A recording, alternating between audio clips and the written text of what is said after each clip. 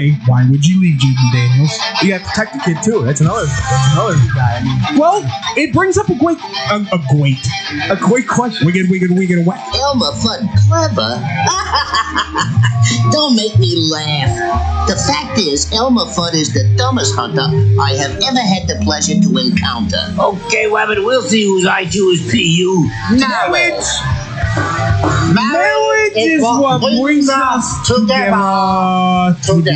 Welcome to Blow the Whistle, and we will talk about shapes and colors tonight. Tell you what, we'll just talk about shapes and colors now. I think that is a good discussion to have right here. Shapes and colors? No. Another thing we learn at school is how to count. Can you help me count these cars? No. 1, 2, 3, 4, 5. Great job. Blow the Whistle, your greatest little internet radio show everywhere you go. Always live on SportsSoundChicago.com.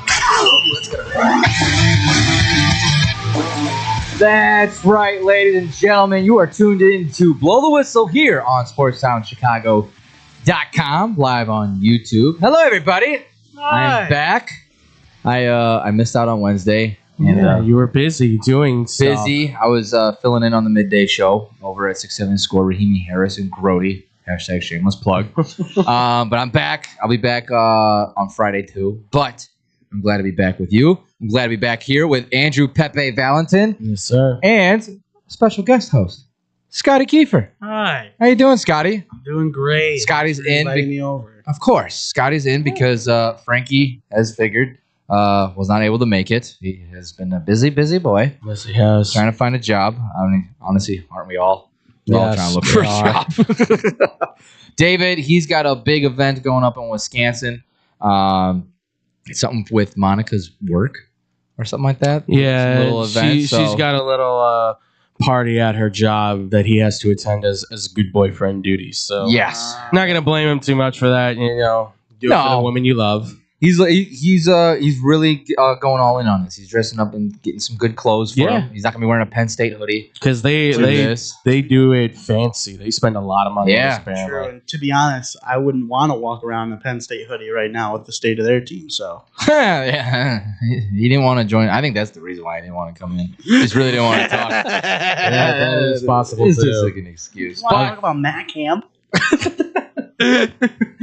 Who would have thought? I did not expect that. Yeah, we could probably talk about that because that's intriguing. But welcome into Blow the Whistle here on Sports Sound Chicago. Got a lot to get into. We got an hour and a half here to talk about it. We're gonna obviously preview the big game of the week, probably Bears versus Packers. First matchup between these two, top two in the NFC North. So we're gonna be talking about that here in just a second. We got the rest of the NFL, which we're going to honestly also talk about kind of playoff outlook because we're getting to that point now that, and honestly, this is the most wide open the NFL has been in years. Oh, yeah. So there's a lot that could be changing up, and we might not even see the Chiefs in postseason. They'll find a way, but there's a chance we might not see them, which is, I don't know how the Swifties are going to be able to react to that. The NFL numbers might go down. But, and then, obviously, this week is Conference Championship Week in college football, so we have to break that down before the bowls come out. So are you boys ready? Absolutely. Let's do it. Let's hit it, baby. All right, so, like I said, Bears, Packers, 3:25 kickoff on Sunday. First time these two have matched up against each other. Bears are currently leading the NFC North and leading the NFC with a 9-3 record.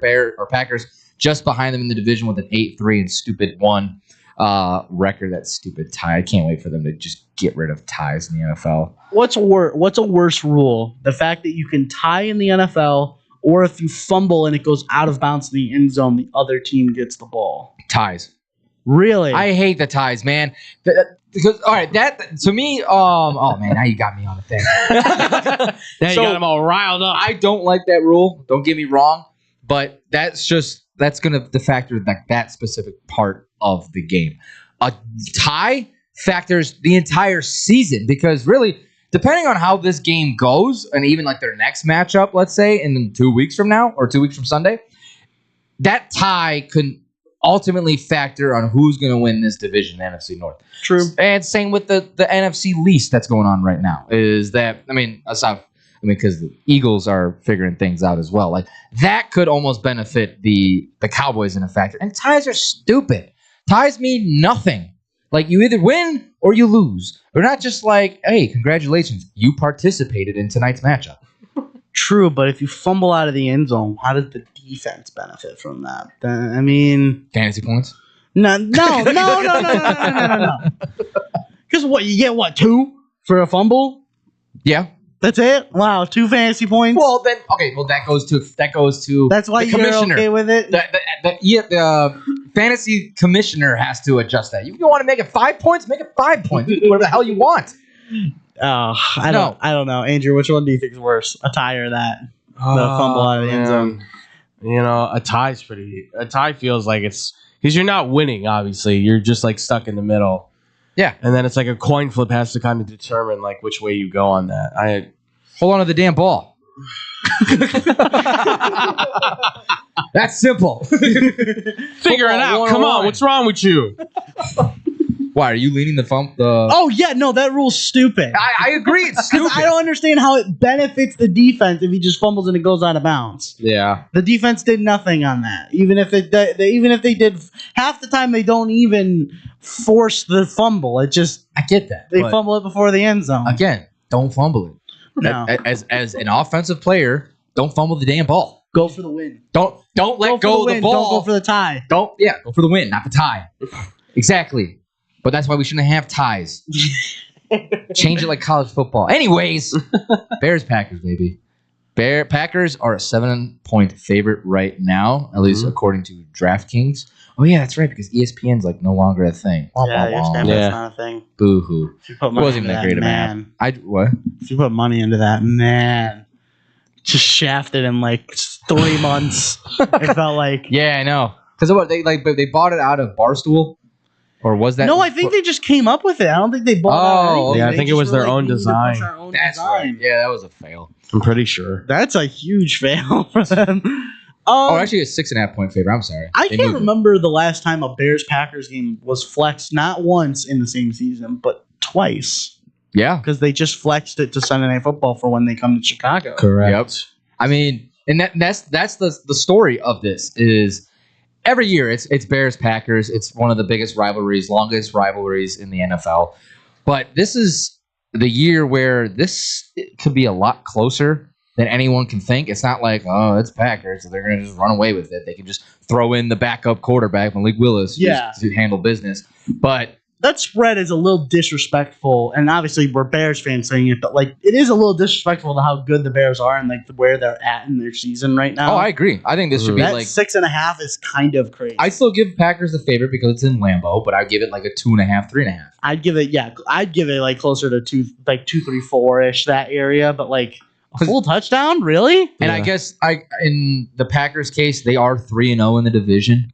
Yeah. So, I mean, they have pretty much almost swept the entire division so far. Right. The Bears got their first win in the division against Minnesota a few weeks back. But, yeah, no, I mean, I think that line or that Eagles win that the Bears had, that finally gave them the credit that they have been deserving. Yes, you could make the argument about the wins that they've had are against under 500 teams and stuff like that. Again, the Packers lost to the Browns. The Packers lost to the Panthers. Like, what was the other loss they just had? Because obviously they have 3 losses. What am I blanking on? Yeah, who else did they lose to? Well, I mean, they tied with the Cowboys. Yeah, tied with the Cowboys. Oh, they lost to the Eagles. That's right. And that's 10-7. The Eagles. While the Bears handled business against the Eagles in Philly. This was they hosted the Eagles in their 10-7 loss. So I do think that there needs to be a little bit more. I would move the spread for sure. But the Bears tax. So I mean, a lot of That's that, a lot of that is coming from Lambeau Field, I'm sure. Yeah, the weather's gonna be the hometown team, and obviously Packers fans do show up, and it makes it a very kind of volatile area for the Bears, I'm sure. I mean, it's not easy to play in there, especially now when it's getting super cold out. So those should still be reflected on the fact that the Bears have done as well as they have. Because the problem is that you can look at the Packers and you can say, I say it again, like last week, I'm looking at Jordan Love going, yep, once again, he's playing like an MVP. And but 2 weeks ago, we were looking at him going like, yep, that's the quarterback that you decided to give all the money to, huh? Right. Like it's so wishy-washy with him. And you could say the same thing for Caleb Williams, but that's the point, though, that I'm trying to make. Like, for one goes the other. Right. Like, there's so much that they're equal and on par with, and yet at the same time, it feels like you could easily also make the argument to say they're distant from each other because one does something better than the other. Right. I mean, you got the Bears, who's got the best offensive run game in the league right now. There's a new Sonic and Knuckles in Chicago. Yeah.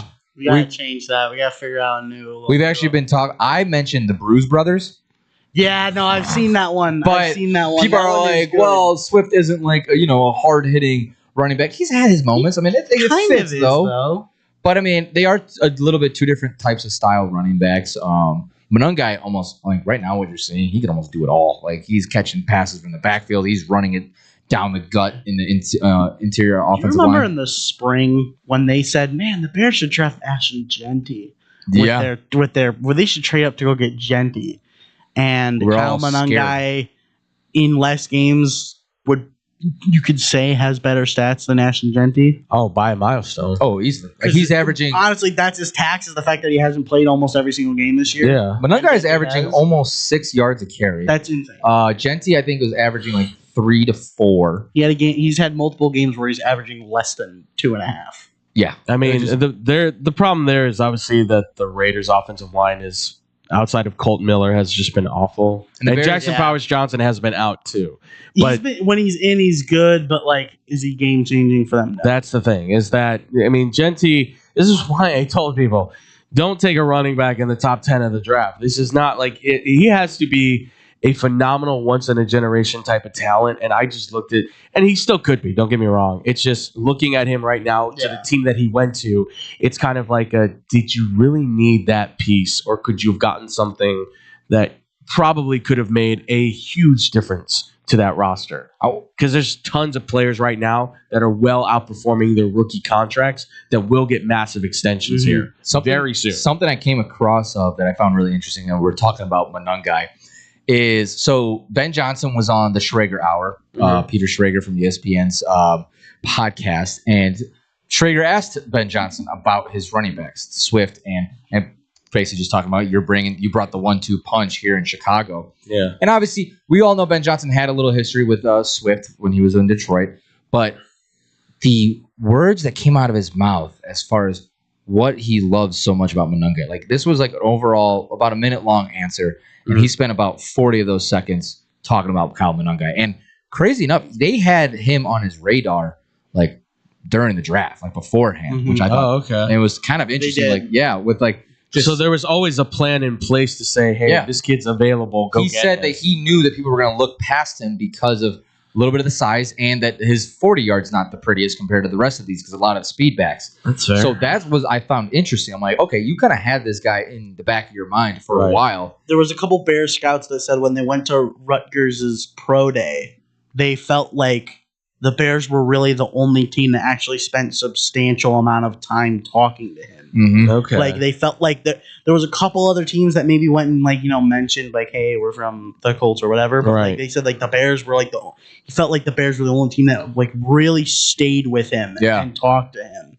That's intriguing to me. That's very intriguing. I mean, as myself and probably everyone else, when we're seeing these running backs get picked off on the board, and we're like, when the hell are you guys going to draft a running back? And then they wait till the 7th round, and we're all like, who the hell is Kyle Monangai? And that's also interesting on how the Bears actually scout their talent. If that type of guy has been and how he's performing is on their radar for so long, that's intriguing for how they put their scouting department together. Yeah, I mean, they really have a pretty damn good group as far as finding people out. Helping Ryan Poles, because they clearly took that away from him. And that's been like one of the biggest complaints we've had of Poles is, hey, these late round scouting, it hasn't really been a hit recently. And if this is a new wave that they could get, I mean, Ben Johnson. I mean, his crew might be saving Poles' job.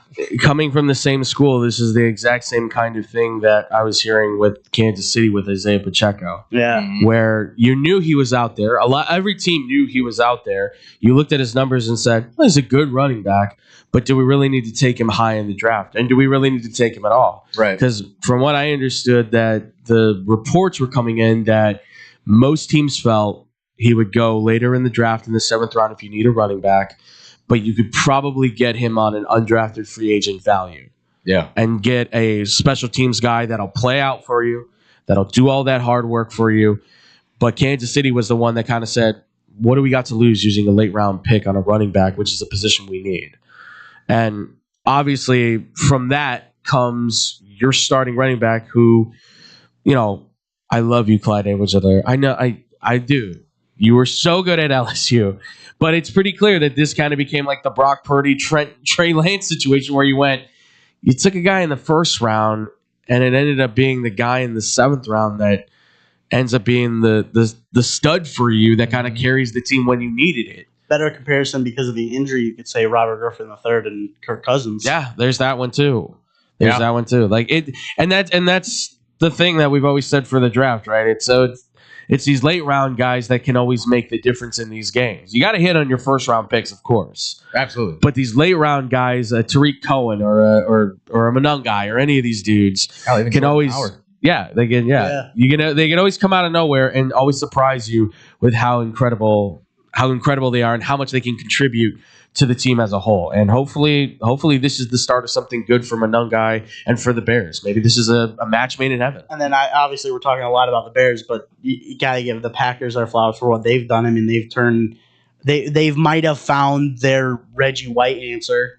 I mean, it looked a little slow at the beginning, but really Micah Parsons is playing out of his mind right now. He's playing like an absolute animal. I mean, I believe he's got Quinn Williams is better than me. I'll show you. Did he have how many sacks did he have against Detroit? He had about 2. He had 2, but the pressure number was like insane. Like double digit. Yeah, pressures. he just kept getting in the face of Jared Goff and it threw him off. That's what kind of worries me a little bit more. Obviously, in this game, I mean, I said it like earlier in the year. I was like, because it started off slow, and I mean, I was not gonna lie. I mean, the concern that was raised for me, if I was as far as like in the Packers' perspective, is what came out after the trade was the issues with his back and the fact that every game when he played with Dallas last year, they had to like shoot him up to maybe like just numb the pain. When I'm like, that's not good because he's still deteriorating and it's going to catch up. But obviously, it's working for the Packers. I mean, to me, their defense is what's winning them games because they're preventing these teams, like the high-scoring offensive teams, scoring a lot of points, and then Jordan Love can just go play whatever the hell he decides to play each week, and at least just get points on the board because you know that defense is going to prevent the opposing team scoring. I think also you can, staying on that point with Michael Parsons and how dealing with his injury. I mean, Matt LaFleur has almost mismanaged his running back situation with Josh Jacobs. He depends on him so much, and I mean, I'm a fantasy owner of him, and it's kind of scary seeing every single week doubtful, probable, and questionable because he's hurt every single week, but he still goes out there and Matt LaFleur makes him put on 20 carries and 5 catches. Which I'm like, you have a guy, Elijah Hicks. Am I saying it? Wilson. Oh, Elijah Wilson. Emmanuel Wilson. Yeah. Oh, the backup running back who has performed admirably in that. In a backup role? In a backup role, and stepping up when needed to for when Josh Jacobs couldn't go. He's done the job, and he has that same kind of quality where it's take the ball up the middle between the guards, bounce off the linebackers, bounce off of him. Like, he's got all of that ability. It's just obviously between the two. One guy is like on level 3, the other guy is at level 8, 9, whatever you want to call Josh Jacobs. Like, the issue is, though, is that Jacobs has always had this injury bug, even back when he was in Vegas. It's just now you would think, well, he was pretty healthy last year. So now going into this year, you were hoping durability would be the game. But when you, like you said, when you're handing it off 20 times and you're still not 100%, Scotty, you're gonna, like, at some point he's going down. And then you have to say, all right, Jordan, we paid you all this money. you gotta kind of give us a little bit of extra something to keep us alive. And that's why, here's what I'll say for predictions. I mean, you got no, let's save it till the end. The end? For like your pick for the game? Yeah. Yeah, save it till the end. We still got time. You're not getting out of here anytime soon. Yeah, we go 30 minutes, baby.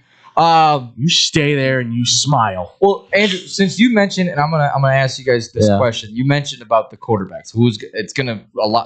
It could come down to which quarterback outplays the other quarterback. I feel like that's the game right now between these two. Now, who are you leaning on? Because obviously this is going to be ugly weather. I think we're not going to see a whole lot of the quarterbacks, but it's going to take one or the other. And now this is the interesting thing to me too, and this is kind of a two-parter question, is Ben Johnson, after the Week 2 loss against Detroit, he said that you are going to see our best brand of football come December. We have seen progress from then up until now. This is the first game the Bears will be playing in December. What is your version of best Bears football to be? What are you expecting to see out of this best Bears brand of football? Is it the pass game, or is it just kind of just constantly improving week by week as far as the run game, or just finding ways to keep winning these games? I think right now, because I know that's a loaded question, but yeah, right, a little bit, just a tiny bit. It's not like it's bursting out of the seams. Yeah. No, I think, because I think if you're talking about you want to make a run into the playoffs and say we've got something here, let's take the momentum, let's see how far we can go. I think you need to really start examining how to perfect and tweak the passing game more, because as much as I'd love to be able to say that the Bears can survive the same way they did against the Eagles here, let's be very honest, when it comes to playoff time, your quarterback has to be able to deliver and deliver efficiently in certain moments, and that has sometimes been the crutch of Caleb Williams' game. They said it with Bo Nix on Monday, like, kind of they were in like not a goal to go situation, but it was like, the field goal, the short, close to the goal line, but field goal range. And they were like, who was it? Aikman was just like, let Bo Nix go make a play on fourth down. Yeah. Go for it. Right. Go make a play. Yeah. Because he's going to have to in a couple weeks. Right. No, exactly. Honestly, that's what you need to see. Andrew's right. You need to start seeing that from both Caleb and Jordan, to be fair. Yeah. Yeah. No. Go ahead. I was going to say, well, because I just looked this up right now because I was curious about this. So this is according to the AI coming from Google, so take it for what you will. Oh, so don't take it. Yeah, don't take it. Probably not. But this is obviously per CBS Sports is where this is coming from for the AI. So Caleb Williams' stats in cold weather right now, which is cold weather being defined as 30 to 39 degrees Fahrenheit, okay, by CBS Sports. Stats right now is within one game in that cold weather, 220 yards, 1 touchdown, 55% completion percentage, and 63 yards rushing with a rushing touchdown on 8 carries. So that's the Giants game. That would be the Giants game, correct? How does the Philly game? Yeah, not go into that. Was it? Meanwhile, on the other, 40, I guess probably. I think probably with the wind, because it was like 40-mile-per-hour winds. Right. That probably wind chill. Yeah. On the other side is Jordan Love in temperature that is being labeled as below 40 degrees Fahrenheit. He is right now at 1,000 yards passing, 7 touchdowns, 2 interceptions, and a 67.8 completion percentage. This season? This is through his career. Cold weather for both of them. Of them. Because Caleb just played in a cold weather game last year against the Giants. That was the this year. Yeah, not this year. No, not yet. Yeah. Oh yeah, I went to the Giants game. Yes, right. Yes, right. Man. Sorry, I was there. No, yeah, this was from that's 2024. a little bit That's of from last year. That's a weird little thing because Caleb's a year 2 quarterback, and what we're in year 5 of Jordan Love. And so 3 starting. So that's why I'm saying take that for what you will, because it's hard for me to look, because I look at that and like you said, this was just this season with the Giants and Caleb Williams. This is Jordan Love's career in the cold. Yeah. So I don't know how to make this because he was just playing in Utah State in college. Yeah. And it gets pretty cold there in Utah State. I've been up there before once, and it was no bueno for if you're a warm-blooded Latino like me. So I look at those numbers and I go, man, I don't know if those make up like a primo Packers quarterback that I would trust, because then becomes okay. So then you're going to lean on this ground game to carry you in some kind of regard, and that defense, of course, too. I don't think that's a bad thing, though. No, it's the identity of the Bears this year. But then that becomes the problem where, okay, if the ground game gets stuck, which it could, because this defense for the Bears has played pretty well, are you then going to say to Jordan Love, you're going to have to throw the ball, and it's coming up against 3 of the top turnover guys right now, with Wright, with Byard, and obviously Edmonds is out, but still, like the way that defense has been playing so far, they've been able to create turnovers almost every single game at this point. So speaking of the defense, full injury report, TJ Edwards is back. So he's a go. Andrew Billings, Jalen Johnson, obviously he was on the injury report with a groin, but he's still been full practice all week. Nuts that he's back, by the way. Yeah, I know. Groin surgery, absolutely nuts. I don't know what the heck, how. That's why they paid him to be one of the highest paid corners. Yeah. Exactly. The dude is.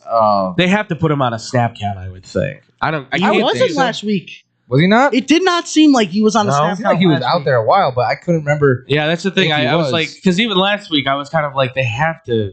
He can't play the full game. It did not seem like last week he was on a snap count. Maybe he did. I just didn't recognize him. Yeah, I don't know. But Dominic, I can't say. If maybe he was at like a 75% play. Yeah. But it did not seem like he was on a snap count last week. It seemed he was like moving. He looked like he was moving A-okay. For the most part. And then for the Bears passing game, doesn't look great with who's injured. Yeah. Right. I mean, so you got Dominic Robinson that's back as well, and Noah Sewell, so that helps with the defense for sure. Very much so. But Tyreek Stevenson is out. And what you were mentioning, Scotty, Roma Dunze is out. He did not practice at all this week, along with Stevenson. Watch his dad make a tweet that he didn't get a single target. Yeah, right. I know. Play in the game. Well, I mean, I'm not as worried about that because I think with, obviously, I love Roma Dunze. He's always a playmaker when he comes on the field. I just think because we're not going to see a lot of pass game this Sunday, you see the connection that Caleb's making with Loveland. So I think Loveland's going to get a lot of targets. The Komet one's starting to heat up a little bit. Exactly. Now we're starting to see both tight ends be involved in this offense, which has been great.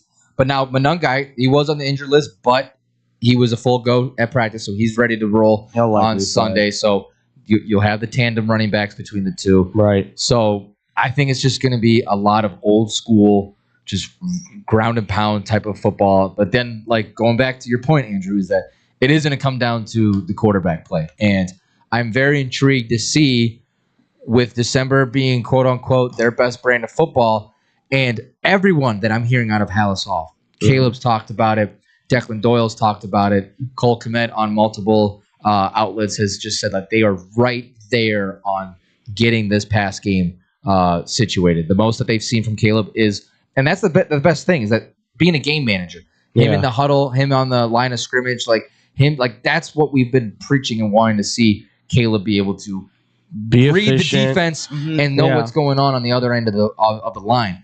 Now it's just like, and I think the biggest issues that we've been talking about that he's been having is his footwork, just the small little mechanics and find that touch when he throws it, because he wants to zip it all the time, and that's what causes incompletions or overthrown balls, interceptions, that kind of stuff. So that I'm hoping to see is that Caleb can outplay Jordan Love. And I think that's what's going to have to happen, is that is going to outplay Jordan Love to get the win on Sunday.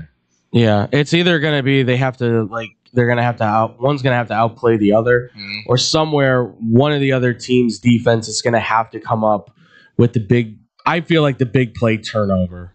It's either going to be like a forced fumble from Micah Parsons, or it's going to be, my guess would be it's going to be another interception by like Byard or Wright, because it seems like those are the two guys that seem to come up clutch when it's like they're in the red zone, feels like they're going to go in, and immediately those guys come up with the play to just completely turn the tide. Yeah, I mean, the main difference you're going to get for the defense is it's that Packers front versus almost a complete Bears defense. Where they kind of have guys at every level. Where the Packers, they've shown that they struggle with that. They don't have, and we've seen all levels of defense. We've seen Sweat just kind of like the numbers aren't fully there, but if you see like his pressures and everything like That's that, why I love what Ben's saying. He's like, I don't think anyone really sees it. he's But actually he's been playing better week by week. he's been looking since so they much came off the bye week. And I think it just took time for him to get adjusted to Allen's defense, because I remember before the season started on a couple interviews, he said like Allen's got me doing stuff I've never done before on anything, but like he's like, you guys will, it's going to be fun for you guys to watch. So I think that's just a lot of what it was. All right, before we get into our predictions, I want to ask you guys: is Ben Johnson in Matt LaFleur's head? Oh, I hope so. I hope so. Because the question keeps coming around and just being brought up when Ben That Johnson statement he made in January. I love being Matt LaFleur twice a year for the past 3 years, and LaFleur's came out. He says it doesn't bother him, but like I don't know, every day, especially this week, it gets brought up in the coordinators, and it sounds like it bothers LaFleur a little bit. It kind of reminds me, like it's another thing, like with the F1 season coming to the end. Verstappen's walking in as like a 4-time champion. He's like, yeah, but if I win this championship, like it kind of means doesn't really change my life that much, whatever. And you can kind of tell that like the other drivers are like, what do you mean it means nothing to you? It means everything to us. Like it means everything to guys that haven't done it before. It means nothing to the guys that I done think it he's multiple kind of times. just saying that because obviously getting a championship, no matter what number it is, does mean a lot. But and he plays mind games to kind of, too. I think that's so. The fact that Ben's kind of psychological warfare January is nuts. It's so funny. I love that. And to be honest, Matt LaFleur has not shown that he's the most composed head coach. No, in the Can't disagree NFL, with that. He's not the most composed guy. He's definitely been frantic in certain situations. Look at the game that got them the tie, where he wasted about 3 minutes of the clock in that game toward the end. Yeah. And then had to go for the field goal just to get the tie when he had so much time to go for the win. It also blows my mind that how many Packers fans are already turning on Matt LaFleur because of what Ben Johnson's doing to I the did Bears. bring up a couple weeks ago. I said, all these factors that yes, the defense is good in the front, but it's not a complete defense. I know Matt LaFleur's not the defensive guy, but that's a shine on him. Mm-hmm. You're still the Jordan head coach. Love is one of the most inconsistent quarterbacks. Where from weeks he turns from Dak Prescott, then looks like JJ McCarthy the next. 9 Mismanagement of his running backs, mismanagement of his wide receivers, because Caleb Williams and Jared Goff have more receiving touchdowns this year than his first round draft pick quarterback or wide receiver. Yeah. So all that is contributing to Luther Burden in the second round is also even doing better. All that is contributing to it. To what I've heard from my grandma who's a Packer fan just go, I'm starting to not like Matt LaFleur that much. It's shocking too, because you look at the guy and we were just talking about him being one of the wonder kids of the NFL not too long ago when he came from the Titans, and everyone was kind of looking at him and Aaron Rodgers, and Rodgers was going like, I don't know if I really like this guy. This is not really my thing. And then Matt LaFleur obviously went on these runs, right? They had this great little run together, and then obviously he and Jordan Love for a while here have found success, but now you're kind of getting to this point where we talk about guys like with Tomlin and so many others where you go, yeah, it was nice for a while, but are you ever going to do something else? Are you going to finally get over the hump that you need to? Because that's the thing is LaFleur has been to the NFC Championship, correct? Or no, he hasn't been. No. He has not been to the NFC Championship. That San Francisco? No. He hasn't been to the NFC That San Championship. Francisco year, really? When San Francisco went to... Who did they play in the championship game? When they played the Chiefs. When it was the Lions. Yeah, that was Detroit. Yeah, but it was Lions and Packers in the divisional round. Right. And Lions just came out with a one. Because I got that all confused too. I kept thinking they went, so he's never been to an NFC Championship. Yeah. Yep. And he's not been, and of course, because of that, you've not been to a Super Bowl. So you're missing two key elements that already, for most people in the NFC North, they're looking for, because that's what they want to see from these teams. Right. And right now, the Lions are the ones that qualify for that. At least with Kevin O'Connell, he can say, like, hey, last year was still fairly strong. Like, we won the division. True. They have their claims, even as bad as they may look now. So this is where Matt LaFleur is kind of like, I got to do something here. We either got to win the division and make a hard push in the playoffs to the NFC Championship, or his seat, I think, starts up, which means he could still get a head coaching job because I don't think he's done. Yeah. But teams are going to start going, is he really going to be our first hire? Do we want to go with somebody else? And that's crazy to say because he's a good offensive mind. Realistic because, again, on the other side, you have the Bears who fired Lovie Smith after a 10-win season. Yeah.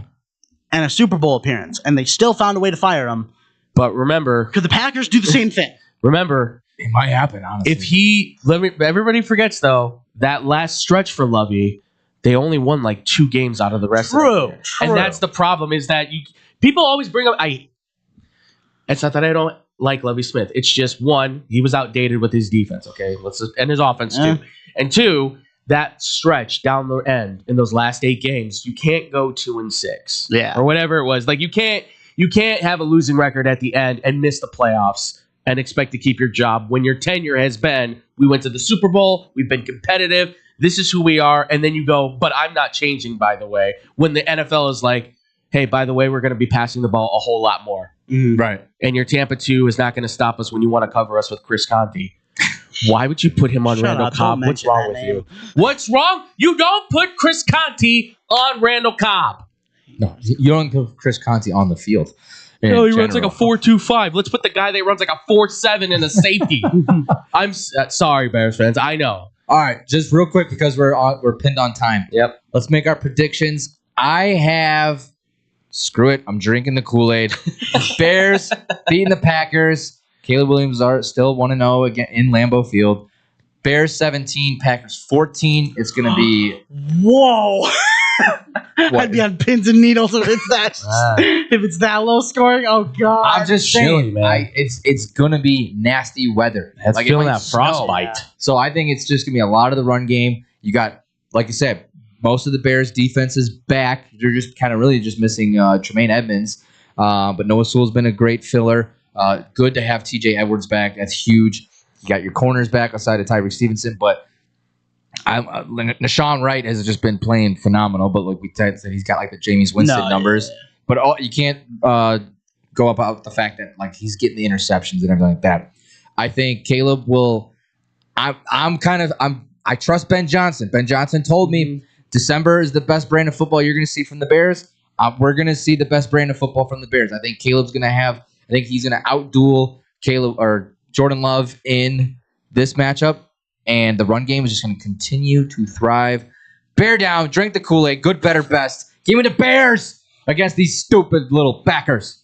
All right, your turn. Frankie's not here, that's why. Somebody's got to do it. Somebody's got to do it. I will say this. The Bears beat the Packers in January of 25. Mm-hmm. And this, if they beat them on Sunday, it would be the first time in the 106-year history the Bears have beaten the Packers in the same calendar year. Mm-hmm. Oh, that's insane to hear. And it went down to the wire, but they did beat them in January. Yep. And that started the good foundation. They get the better head coach, and they become the best team in the NFC North. I would say that the Bears would win, and I'd buy that Kool-Aid, but man, they run into Jordan Love during Toyotathon. If this was not during Toyotathon, I'd be fully bought into the Bears. But you got the good, better, best memes on one side, but it's Toyotathon Jordan Love. It's hard to go up against that. I am going 27-24 Green Bay. Wow, high scoring. Okay. I don't really care about Toyotathon, but I do think the elements of the cold, being in Lambeau Field, this will affect how the Bears play in this game. I think the Packers will find an efficient way to be able to get the job done. So I'll say Packers 27, Bears 24. Bears kind of maintain, but I think the Packers. I think Jordan Love has a decent game. Nothing shiny or anything like that. He's just good enough to be able to make sure that team stays ahead and gets the win. So I can't see right now the Bears winning it just because of, again, the passing game needs to be there. And I think Caleb is still kind of trying to work some things out. So Tyler, this might be just like the history of bad moments against the Packers, but I'm just envisioning Michael Parsons just ripping the ball out of Caleb Williams when they have a chance to drive down the field. Oh, don't. I'm seeing it in my head, and he's a good enough athlete to do it. That's I the problem. don't want it. He's a good enough athlete I to do it. We've all dealt with Bears PTSD, okay? Trust me. There's a light at the end of the tunnel, and that light is here, okay? I understand. Every time I see the Bears kick a field goal attempt, I just hear the wing. So it's going to be okay. It's not going to happen. He this hears Bears a whisper team in his ear. This Bears Toyota-thon, though. Shut up about the Toyota-thon. It's Ben Johnson-a-thon, okay? Good, better, best. Poochie That is such a free dumb hot dogs. thing to hang your hat on. Like, But if you look at his stats, it's 100% I know. It's just it's such a dumb stat. Like, it's such a dumb thing to Aren't be the like. Bears 2-0 when Tom Brady's on the call this season? Are they? Yeah, I think they are. So there you go. The Cowboys game and what other game? The he just Was added. he on the Giants game? He was Tom Brady on the Giants? Yeah, the Giants game, yeah. I was at the game, so I didn't know. He was on the Giants game, yeah, and the, Was he? and the Cowboys. There's I two thought it was LFG Greg. player of the games. Yeah. Oh, yeah. Yeah, no, I'm You're right. Yeah, so forget your Toyota-thon. They've got Brady. We got the They Brady got Bowl. Brady mania. Exactly. So have some faith, brother. It's okay. All right. That is our Bears Packers predictions. Give us your guys' thoughts if you agree with any of us. I mean, you have to. We're all kind of split here. But disagree with me. But let us know what you guys give us your guys' predictions on our Facebook, Twitter, Instagram, Blow T Whistle 1. When we come back, we're going to preview a little bit of this upcoming week of NFL, but we also want to go into the playoff picture because a lot of things needs to happen for certain teams. And there's a lot that could happen because this is the most wide open NFL that we have seen in a long time. So that's going to be next here on Blow the Whistle on SportsTownChicago.com. Chicago Sports for sure. SportsTownChicago.com. It's the summer of coffee at Dunkin' Donuts. To reach peak summer mode, you need your summer coffee. Like a smooth, new s'mores frozen Dunkin' coffee, a refreshing butter pecan iced coffee, or a sweet coconut cream by cold brew. What could be better than an iced or frozen coffee on a hot summer day? Nothing. Dunkin' Donuts has all your favorite flavors this summer. So come enjoy the summer of coffee and keep cool out there, kids. America runs on Dunkin'. Price and participation may vary. Limited time offer. When car dealers fight for your business, you win. AutoJudo.com makes car buying fun by letting dealers compete for your business live. Real-time Auto Judo fights are the fast and easy new way to get multiple dealers' best offer on any car you want. It's free and anonymous. Only the dealer you select as the winner of your Auto Judo fight receives your contact info. You're never obligated to buy, so test drive your best deals now at AutoJudo.com. Dealers fight, you say, Yo, check it out. We got the finest pizza in all the land. Italian Fiesta is on deck, and I'm telling you, it's a hit. These pies don't miss. No matter what time you get the munchies. Pepperoni, extra cheese, turkey Italian sausage, they got all the toppings. Italian Fiesta delivers until midnight during the week and 1 a.m. on the weekends. Plus, you can use your Uber Eats or Grubhub if you got the app. And if you ain't rocking with the pizza that night, try one of their sandwiches or pasta. And they have plenty of side dishes, just like me, if you know what I mean.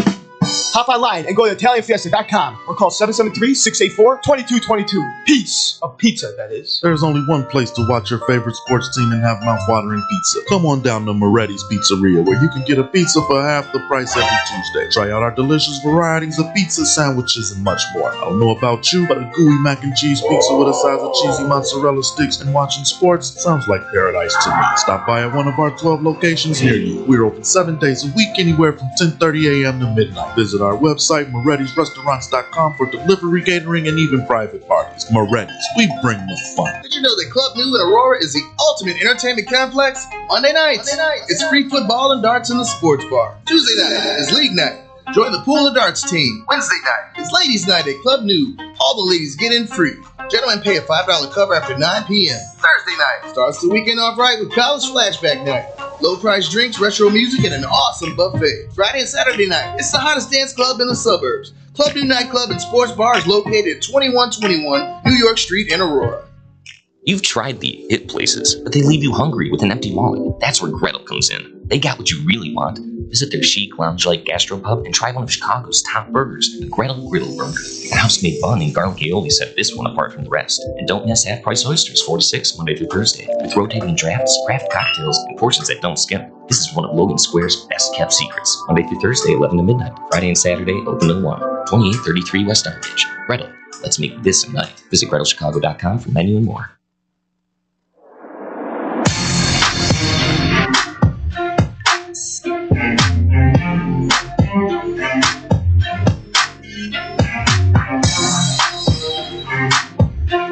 Welcome back here to Blow the Whistle on Sports Sound Chicago, here on the YouTubes.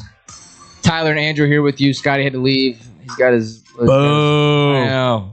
He cares about work over sports. That's fine. What a jerk. Yeah, That's all right. See where his loyalties lie. Yeah, exactly. Welcome back, everybody. We are just coming back in from giving you our Bears and Packers predictions, as that is probably the game of the week. This upcoming week. Had it as. I mean, a lot of good matchups, which we'll go over a couple of them. It's more so because of the implications they all have on each other now, coming down to the wire of the season. Exactly. That's really it. That's why this is the biggest game, because this could matter a lot in this strong NFC North. But a few other games that we can kind of go over real quick. Well, let's talk about, because this kind of has to do with the NFC North. The Lions defeating the Cowboys 44-30 last night. It was the Jahmyr Gibbs show, everybody. And I'm glad I have my fantasy, but I'm on a bye week because I have the first seed. So I'm going up against myself. So it was just still, hopefully he can bring that up next week. It was extra practice. It was extra. Yeah, exactly. I'm practicing to run with the league. Right. Because you know what's funny? I actually clinched the first seed like 2-3 weeks ago. Oh, really? Yeah, I don't know. Well, because it's a 10-man league, so it's like, it's easy to build up a good roster. But I think the one that but even still. Yeah, exactly. But I think what helped me the most is I was able to get Gibbs and A-Chain. And then I think because a lot of people were sleeping on JSN. Yeah. And he's turning out to be the best receiver in the league right now. I've just struck gold. I'm just mollywopping these people. Oh, and then I traded for Tyler Warren. So that's right. I remember that icing on the cake. Yeah. Right. Yeah. Makes sense. So shout out to the boys. Thanks for losing. Thanks for not drafting as good as me. Yeah, exactly. But let's talk about this Lions-Cowboys game. Again, Jahmyr Gibbs show. But the biggest story of this was, wow, when CeeDee Lamb goes down, Pickens does not come up. Yeah, thanks for that, George. I could have really used you. And he had a moment. He had a moment there. He did, but for whatever reason, he said, "Nah, not today." I'm so lost of what happened, because we were looking at this like the Cowboys were looking legit, like you said on X-Bomb Sports every Friday at 11 a.m.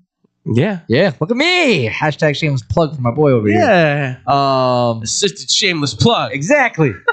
But like Dak Prescott is putting up like MVP like numbers, and yes, he should be in that conversation. He doesn't have to be at the front, but he should be in the conversation. And on here, we've kind of made the argument that George Pickens might be wide receiver 1 on the Cowboys, the way how he stepped in when CeeDee Lamb's gone down, or just overall in general. But I don't know where this I don't know if it was a miscommunication or if he was frustrated because... But that's what I was saying. CeeDee Lamb goes down with an injury, but throughout the game, a young man by the name of Ryan Flournoy just kind of appears out of nowhere and has a fantastic game. 9 catches, 115 yards, and a touchdown. Every time I saw him, I was like, who? Exactly. You don't know who this guy is. Nobody knows who this guy is. But he played really well. And I'm wondering, did he get... is this where George Pickens now is showing that there's still a lot of maturing that needs to happen? I don't want to jump to conclusions, but you see a young receiver like Flournoy who kind of emerges in this game. Not saying this is like the stepping stone. You never know, but still, it's a game. And you see a proven commodity, I would dare to say, in George Pickens, who's proven himself even more so all year long for the Cowboys to be Mr. Reliable. Yeah. And now all of a sudden there comes that moment where he seemingly does split the double team on him. He's got 2 guys guarding on him. He's beating them on what seems to be like a a deep drag or a high skinny post of some sort. And Prescott looks like he put one on the money for him. He puts his hands out. That ball's dropping into George Pickens' hands, it looks like. Yeah. Might go for a touchdown. If anything, you got a huge gain out of that. And he just kind of gave up. And he just looks like he just pulled his hands back and didn't want to try for it. And I'm going, what was... I'm just trying to think. I'm like, was he that well covered? Was I missing something? Because I'm looking at it, I'm going, the corner's a little far off on his hip. I guess he could have still played the ball. But it feels like as good and as athletic as George Pickens is, that felt like that should have been his to at least fought for a chance to get to the end zone. If anything, it's a giant gain for the Cowboys to stay in the fight, stay in the game. This was a hell of a battle of a game. Like it wasn't far off of who's going to win this game, especially in that third quarter. But like you said, all those missed plays, missed opportunities from George Pickens, it was just like, what the hell is going on? This is looking like last year's or 2 years ago. Or was it last year that he was on the Steelers? Yeah, last year when he was on the Steelers. I don't know why that felt like forever ago. But it was like last year's Steelers where he does not care. I mean, luckily we haven't seen him throw a few punches yet. But thank God for that. Not yet. But could happen. Yeah, I don't know, because we could have been talking about the 7-6-1 Cowboys compared to the 7-6 Lions, and then this changes a lot for the NFC North between with this Bears-Packers game coming up Sunday. So that was a shock. Just seeing what Pickens, why in the world he just kind of gave up. I don't know. Again, yeah. I mean, there was other parts to this game where the Cowboys defense had some miscues themselves. So it's not all on Pickens. It feels like that was really kind of the exclamation point or question mark, however you want to put it, on what the Cowboys season is right now, where we're looking at this team a few weeks ago, and we're saying to ourselves, they got something going. You just beat the Chiefs on Thanksgiving. Yeah. That's a huge statement win. You're 6-5-1. Okay, Cowboys are in the fight still for the division, and still are even after this one. And I hate saying it, the Cowboys pass rush, pretty damn good. Yeah, these young guys are stepping up, and adding a Quentin Williams is adding a double team that needs to happen now up front, which opens up the opportunity for those edge rushers to come, which is fantastic. But this was a game that you couldn't let go, and because of how it ended and the parts of how some parts look to it, now it comes to a point where, like I said on X-Bomb, they're at a crossroads in the NFL where it's one road leads to you're in the fight, you make the playoffs, you maybe compete for the division still. The other one is a complete downslide that we have seen the Cowboys make every single year almost. Yeah. Where it's always just December hit, time to start losing games. Like, it's the wrong time for that to happen. I saw it happen with Romo. I saw it happen in those early stages with Prescott after that phenomenal first year with him as a rookie. It's for some reason, this team hits December and they just hit a wall, and then they fall off a cliff, and they can't seem to stop themselves for anything. No, and this is just the same old dance, same old song with the Cowboys. It feels like it, but at the same time, it feels like they could still rally. Maybe, I don't know. They are so touch and go on this now. And I'm not going to discredit Schottenheimer. Like, I will say he's actually done a decent job. Everyone laughed at the hire, which I mean, I'm including myself. Because it just felt like, oh, Jerry's up to something again. Something's in his back pocket here. He's, believe it or not, has been pretty well. And I didn't realize this either, that he has been an assistant for like 22 seasons. Oh, yeah. And it's just kind of crazy. Like, he's been everywhere. This year was his first shot at getting a head coaching job. That blows my mind. He was the guy behind the Jets when they went to back-to-back AFC championships with Mark Sanchez in his first 2 years, with Rex Ryan at the helm. Yeah. I mean, you go all the way through. He was there with the Rams in those early stages with Sam Bradford, kind of helping tear things out a little bit for the run game. He has been around the league a lot. He has always been a guy who's kind of figured things out to being able to help some of these. It's always established the run because by his last name, Schottenheimer, if you don't know, his father, the late, great Marty Schottenheimer, Marty Ball has always been control the clock, grind away, run that sucker down their throats. Like that has always been the way he's had his offense. And he's a little bit different because he's allowing his quarterbacks to throw more, but it's still about let's get Williams into the game, establish the run, get him a score, and then let's try to get this passing game going. And it's there.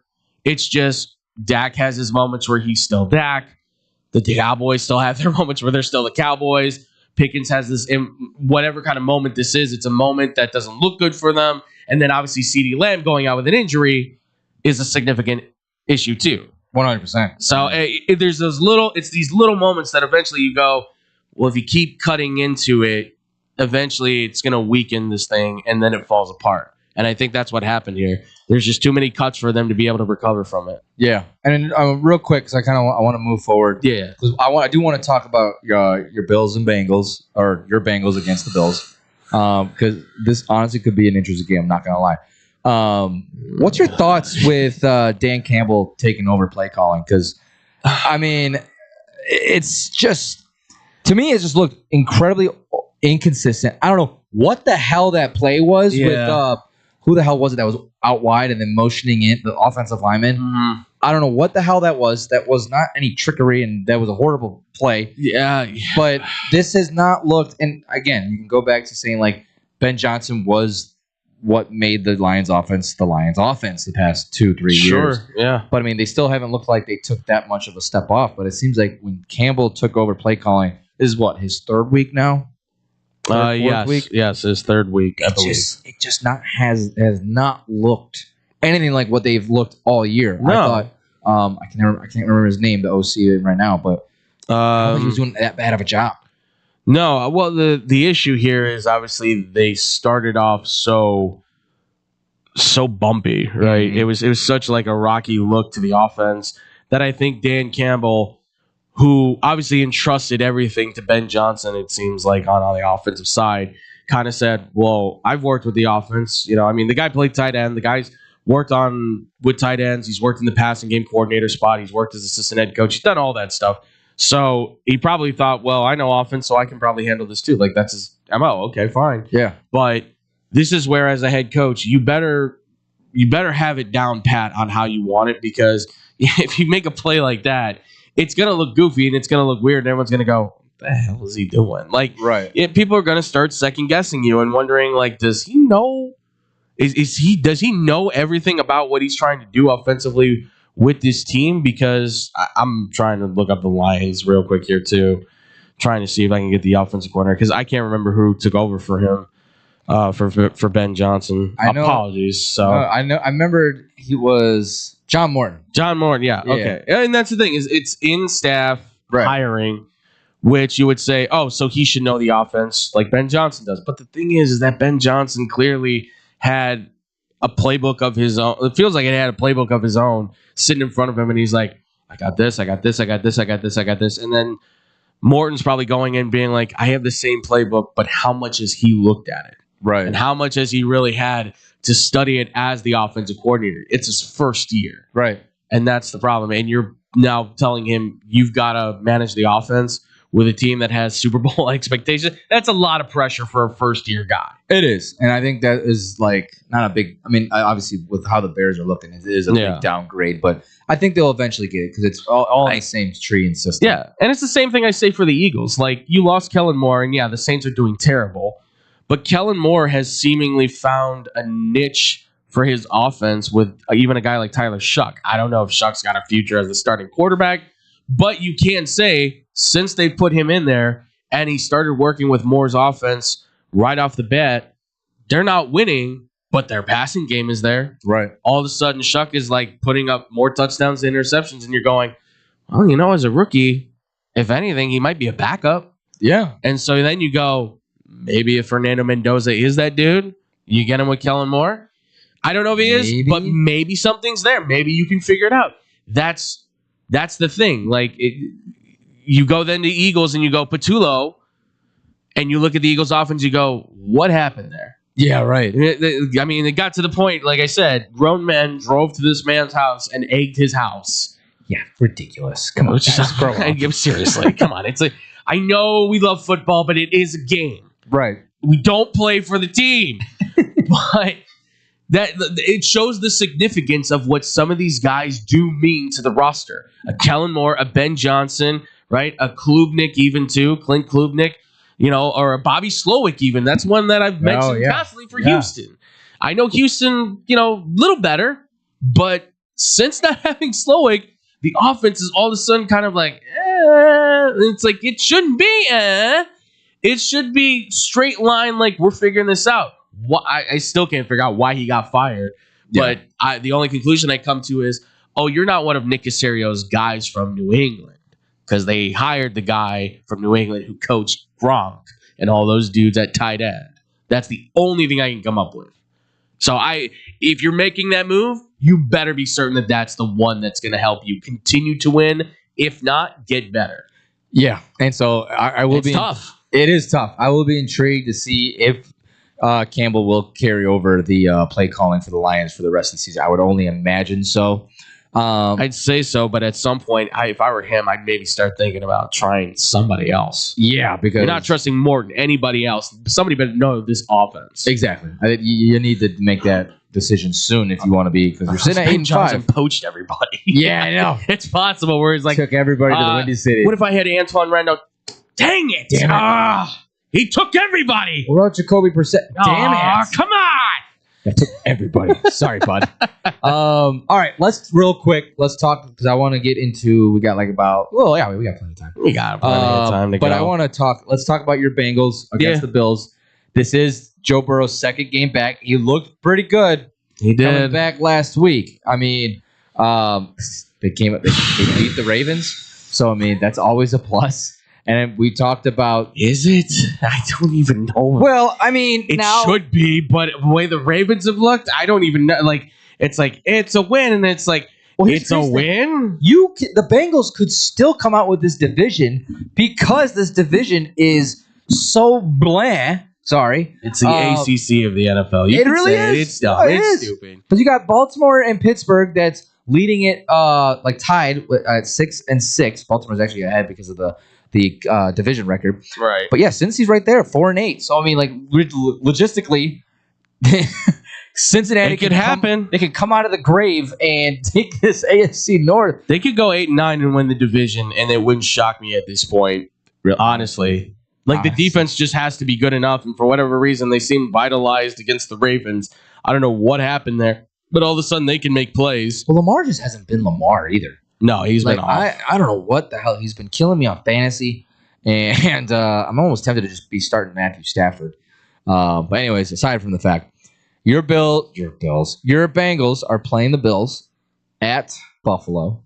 Bills are a 6-point favorite, but I don't know, man. The Bills have also been kind of up and down. They've been very shaky this year, and I wouldn't trust the Bills to be able to take care of business because they just feel like the better team on paper. But we've done that before, where the better team on paper is not always the one that's going to come out with the victory. And the way this team looked last week against the Ravens, I still believe that maybe the Bengals have enough energy, enough juice behind them, enough wind in their sails to maybe be able to push past the Bills. Because, again, I don't know what Bills team is going to show up. Exactly. Is this going to be the team that we've seen make the playoffs multiple times?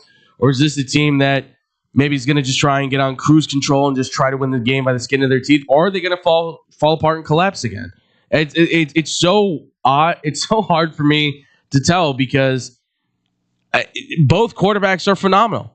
Both are spectacular. Both have MVP caliber to their name. One of them is an MVP, for crying out loud. Mm-hmm. And yet, I'm looking at them both, and I'm looking at their teams, and I'm going, it's still equally matched, and it shouldn't be that close. No. And that's the crazy part. It feels like it could either be a shootout, or it could be a slugging fest where it just comes down to the line on who finds a way across the end zone with a minute left in the game or something. I do think that this could end up being a really close game, because, I mean, now that you got Joe Burrow back, and, I mean, it's Does it come down to a field goal or something like that? It really can, because I think Burrow just makes Chase better. I mean, he makes Higgins better. Higgins should be back. He missed last week. He has been said to be healthy now, so no Beautiful. longer questionable. So they should have their dynamic duo back. So now you got those guys back. They're Right. actually going to get the ball thrown to them. Chase Brown has been solid. He's been doing pretty well. So, and like you said, man, I it's hard to really trust these Buffalo Bills because, this is the year where you thought that they should run away with the AFC. Well, they overhauled that defense. They paid all these guys. It felt like, okay, you're making all the right moves. Oh, Joey Bosa? Yeah, I mean, and nobody's made the tremendous impact defensively. No. That I thought they would. I mean, I think Hairston, their first round pick, is back too, but he's kind of just been subtly placed in there here and there, making plays. So because he's still coming off his injury, and who knows if he'll be 100% throughout the rest of the year. Like, there's so many questions on both sides of these teams for both sides of the ball, and you could easily flip a coin and say, well, Bills have the advantage because of this, and well, Bengals have the advantage because of that. Because it feels like the Bills could just run through them because James Cook is just having a great year. Yeah, and then the Bengals with Burrow back, you can go. I mean, he could easily go for 300-400 yards at any given time. Yeah. So I want to say Bengals. I want to cheer for them. I want to hope, but you could tell me they get blown out, and I would not be shocked by that either. Like the Bills are just like, we're mad, we're angry, we're coming out, we're hurting you. That's kind of where I'm looking at it too. Like there's no reason that the Bengals, I would think, could stick around in this game. It's just because we don't know who the Bills are. And that's the thing. And they don't know who they are. Who are you? The one thing I would say that I would definitely believe that they would have the edge on them is there's a good chance that we could be seeing like Bills weather on NFL Sunday. Dementia. Dude, you and me both. Yeah, the weather's going to be a big factor in that too, for sure. And both these quarterbacks can play in the cold, so if it is Buffalo weather, I would definitely anticipate Buffalo. But I'll take the Bengals on it. Joe's back, and I'll take your Bengals too. I think it's gonna be a close one, so I like that. Well, speaking of, it doesn't make me feel good at all. Speaking of NFL dementia, we got to talk about these quick standings right now. Yeah, we do. So, I've got it up right here on NFL. So you got the Bears leading the NFC, and then you got the Patriots leading the AFC. Patriots right now have a 99% chance to make the playoffs. The Bears. How interesting. Sounds like some sort of time when the Bears won a Super Bowl. I know. God, I would love a Bears Patriots. I mean, you know, Dan Brute from The Athletic, he put out a mock draft, and so he has the Bears picking at 31, Patriots at 32. So I'm like, interesting. So he's got Bears, Patriots winning the Super Bowl, apparently. 85 revenge for the New England Patriots. Interesting. But now here's I mean, if we're going to go that way, you got to give the ball to Billings on one and let him go in the end zone. Oh, yeah. Give it to me. I want a little mini fridge. No, please. Sorry. No, you're good. So right now, the Bears currently have a 74, which is the crazy part, a 74% chance of making playoffs. If I didn't see that happening. I know. If they win, it shoots up to 93. If they lose, it goes down to 67. Yeah, so makes sense. Really kind of shows, as far as the Bears side, how much this win means for the Bears. Because now you're looking at 10-3. Like, you have a very good shot at staying in the making playoffs for sure. If you lose, it's better than 50-50, but you're still looking at 67%.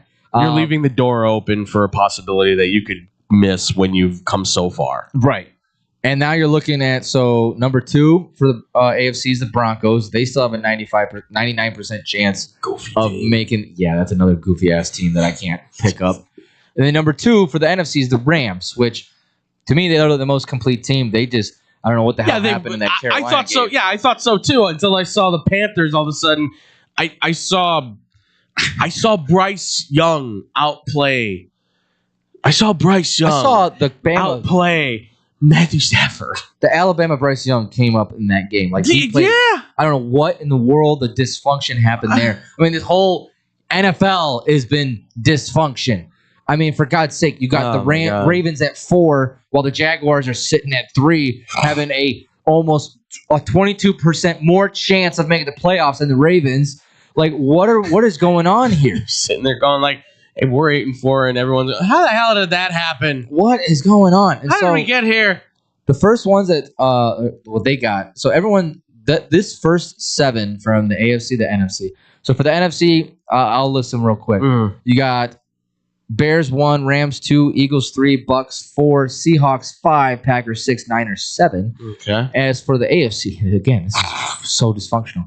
Patriots 1, Broncos 2, Jags 3, Ravens 4, Chargers 5, Colts 6, Bills 7.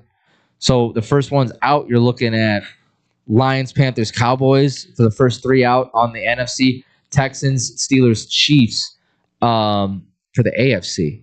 So it's just it's absolutely welcome to Topsy Turvy World, folks. Yeah. So this is there's so much. We were on when I was filling in on the burst. Oh my god, I can't say that. Rahimi Harris and Brody. Yeah, I know. Well, I found out he's still in my building. Yeah, I found out the little thing he does. It's still right in that spot. Still right in the building. I looked it up because I didn't know that existed because nobody did until they saw that billboard. Sorry. No, you're good. Throwing shade. I know I shouldn't be, but it's funny. It is funny. I mean, don't make fun of fish, folks. No. Yeah, don't. Or I'm not even gonna say it. Boogeyman's coming for you. But on the Rahimi Harris and Grody show, we were Rahimi and Harris were doing great as far as putting together the numbers and the percentages of for the playoffs. Okay. And it is just razor thin all over the place. If this happens, this happens. I think the Bears have the craziest one because, like I said here, if the Bears lose, they have a 67% chance of making the playoff. Right now they're at 74. If they win, it jumps up to 92. Right. For the Rams, they're currently at 96%. If they lose, it only goes down to 89% against the Cardinals. If they win, it shoots up to 98%. Well, because their division, I mean, it's so tightly knit. Exactly. But they're expected to probably clean the rest of the way for the most part. Now, it's just wild to me that this is where I get so confused by it. It must be going off of the strength of schedule left because with the Bears, if they lose this week, it's 67% chance, right? Right. If the Packers lose, they still have a 74% chance. The Packers do? Yep. So they currently have an 88% chance of making the playoffs. If they lose, it's 74% compared to the Bears' 67%. Now, I'm not a numbers guy. Well, probably because of the tie too.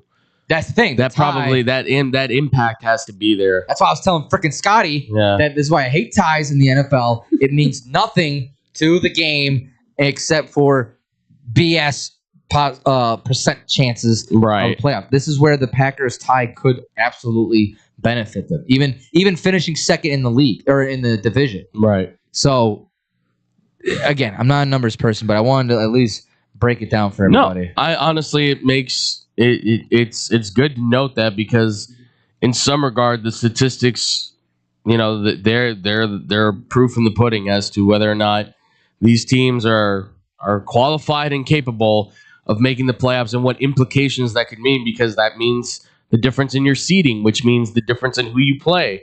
Mm-hmm. If you get the bye or not, because right now in the NFC, the Bears would be tied for first with the Rams, correct? Or in a 3-way tie, I think, first. If the playoffs started today. Yeah, it would be them, the Seahawks, and the Rams all at 9-3. So they would, Bears would still have the number 1 seed because of their record in the conference. Right, correct. So they would finish out first right now, and then probably be Rams and then Seahawks. Yes, because of their head-to-head. You might even, which is weird because the Eagles are 3, and I think that's is just okay.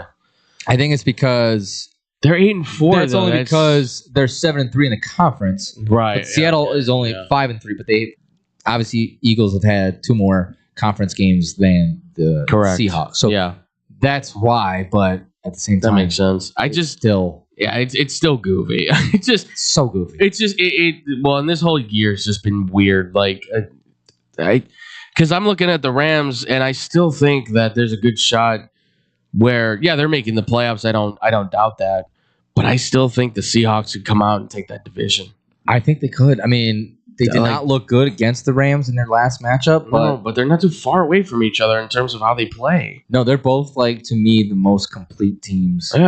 In the whole NFL. Yeah. I mean, obviously you can say that to the Patriots, but I mean, again, the Patriots it's more so Drake May just playing really well. Right. The defense has been really well, but they're still like Travion Henderson starting to find his groove. They took the snaps away from him for a while, but now they gave it back to him, and now he's looking pretty damn good. Just play him full time. Come on.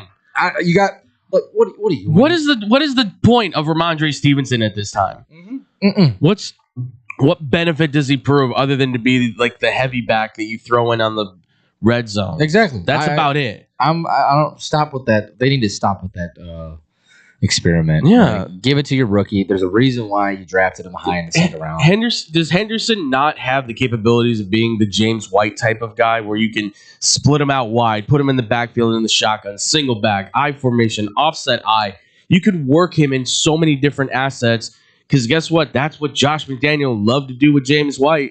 Yeah. And that's what you can have with Henderson, who's an all-around back. I think he just pissed Vrabel off. He must have like spit in his cereal or something. Well, maybe this is Josh McDaniels and Mike Vrabel button heads where Josh is trying to be like Mr. Head Coach on the offense and Vrabel's like, I'm the head coach. That's the only thing I could come up to now. It's like the kid trying to tell the parent, like, I want to play with my toy. Yeah, right. But they're like, no, you got to do your homework first. Not till you finish your math. I don't wanna. Well, I don't wanna. You finish your math first. No, you can't make me. Like it. That's I'm running away. Yeah, right. Yeah.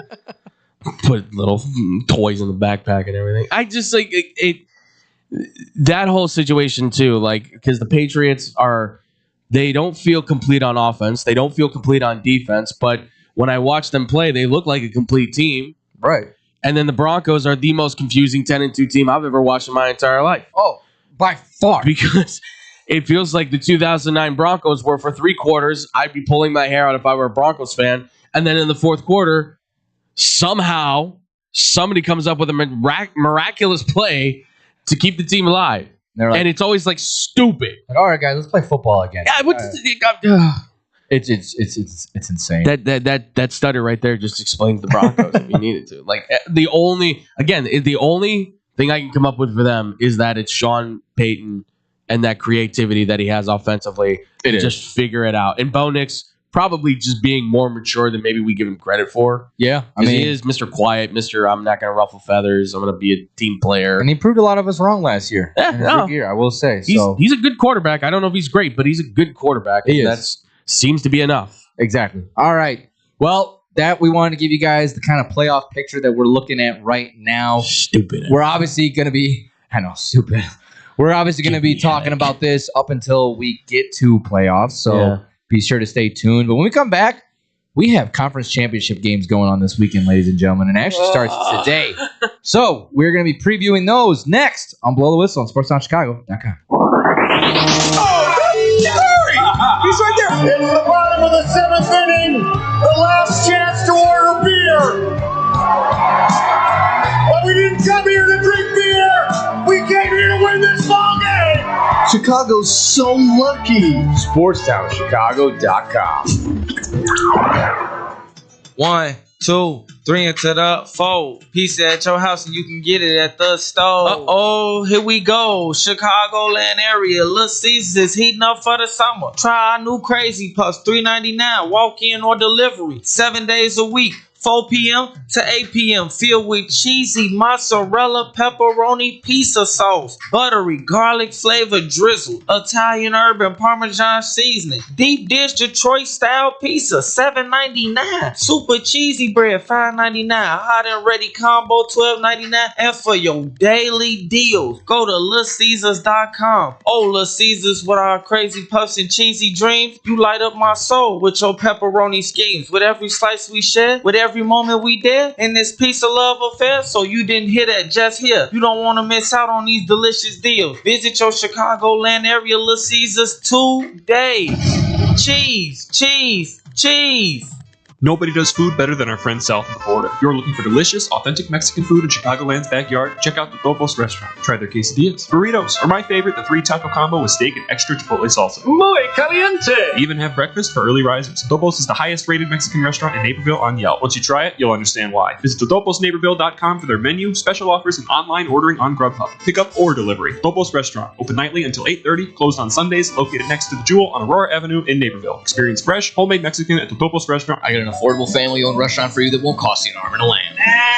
It's Goodies in River Grove. My Goodies order never changes. A gyros, not a gyro. Smother in sauce and hot fries on the side for less than $9. If I'm really starved, I'll add a chicken kebab to my order. Looking for more? Try a juicy cheeseburger, Chicago-style hot dogs, or a toasty corned beef meal. I can walk in 7 days a week, dine with my family, or call 708-583-1700. Pick it up and enjoy it at home. Can't stop in? Not a problem. Goodies delivers through Grubhub, DoorDash, and Seamless. Goodies is located at Cumberland, Belmont, River Grove. Goodies bring authentic Greek food to the Chicago. It's the summer of coffee at Dunkin' Donuts. To reach peak summer mode, you need your summer coffee, like a smooth new s'mores frozen Dunkin' coffee, a refreshing butter pecan iced coffee, or a sweet coconut cream pie cold brew. What could be better than iced frozen coffee on a hot summer day? Nothing. Dunkin' Donuts has all your favorite flavors this summer. So come enjoy the summer of coffee and keep cool out there, kids. America runs on Dunkin'. Price and participation may vary. Limited time offer. Looking for a great bargain? Want to find cool collectibles? Need to get fresh fruit and vegetables for the family? Come on down to Swapo Ramen. 3 great locations, 42nd and Ashland in Chicago, Melrose Park in Ulsa, with hundreds of indoor and outdoor vendors selling clothing, tools, electronics, and much, much more. Have stuff for sale? Become a Swapo Ramen vendor and turn your hidden treasure into cash. Visit their website for market days, hours, and vendor information. Go to swap-o-ramen.com. Swapo Ramen, the first name in flea markets.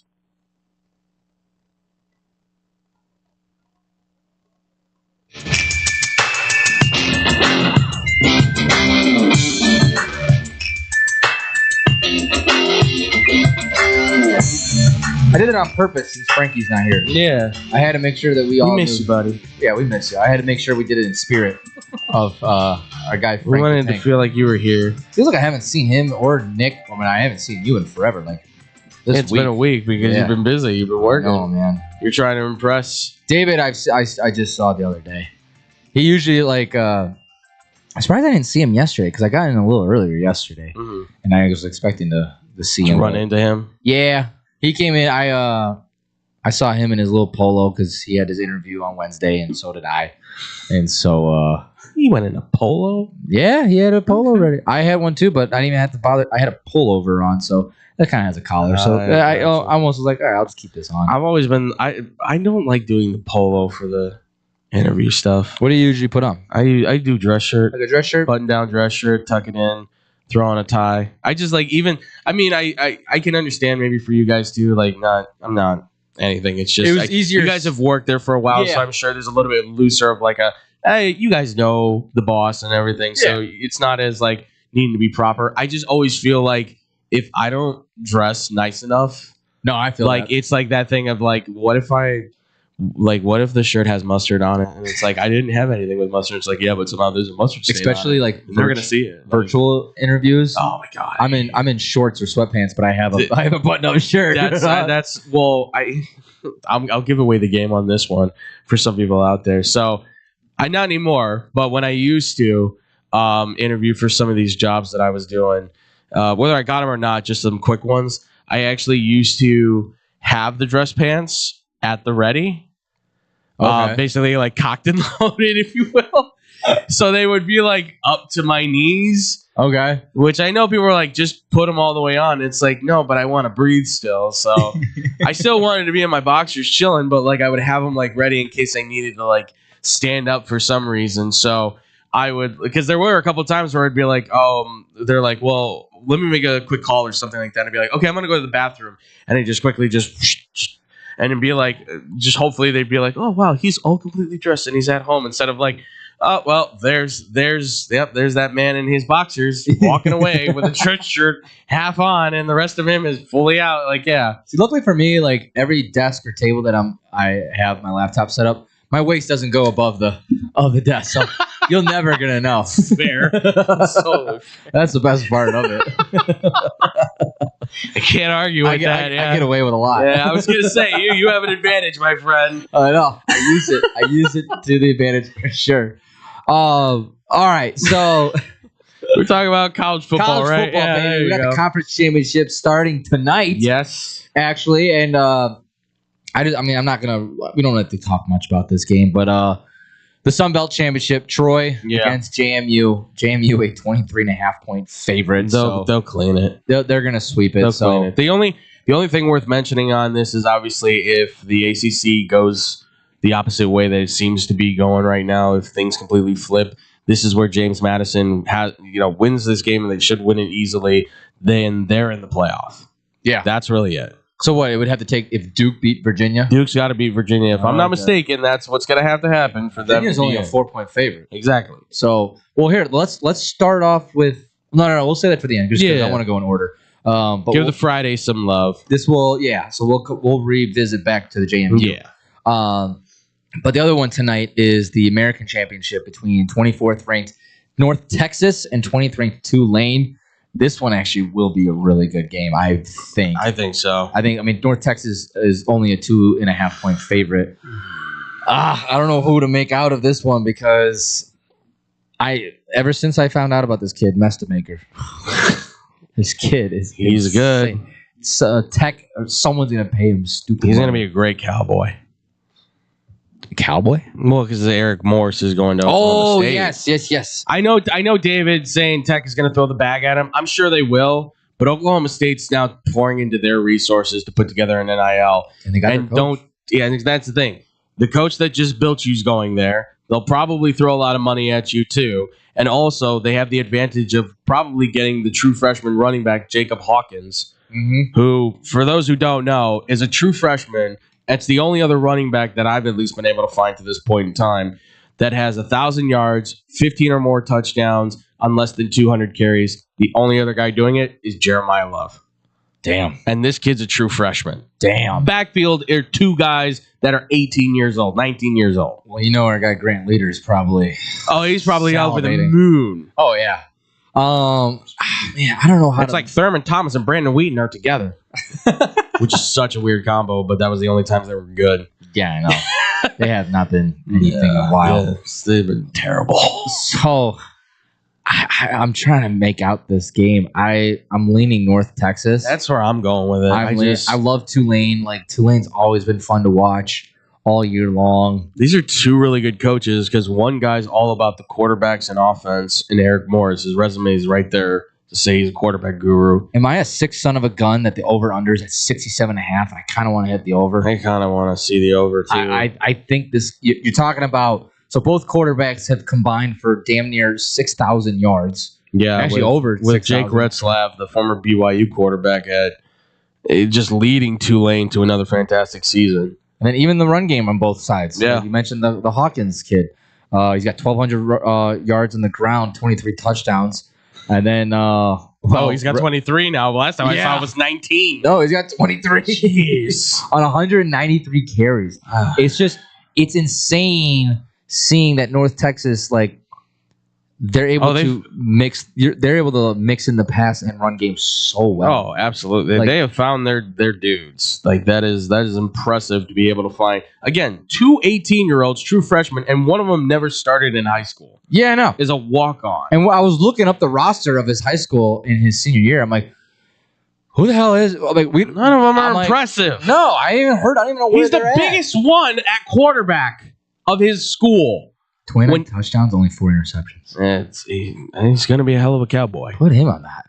I don't know why he's not in the Heisman talk. Because he's from North Texas. BS.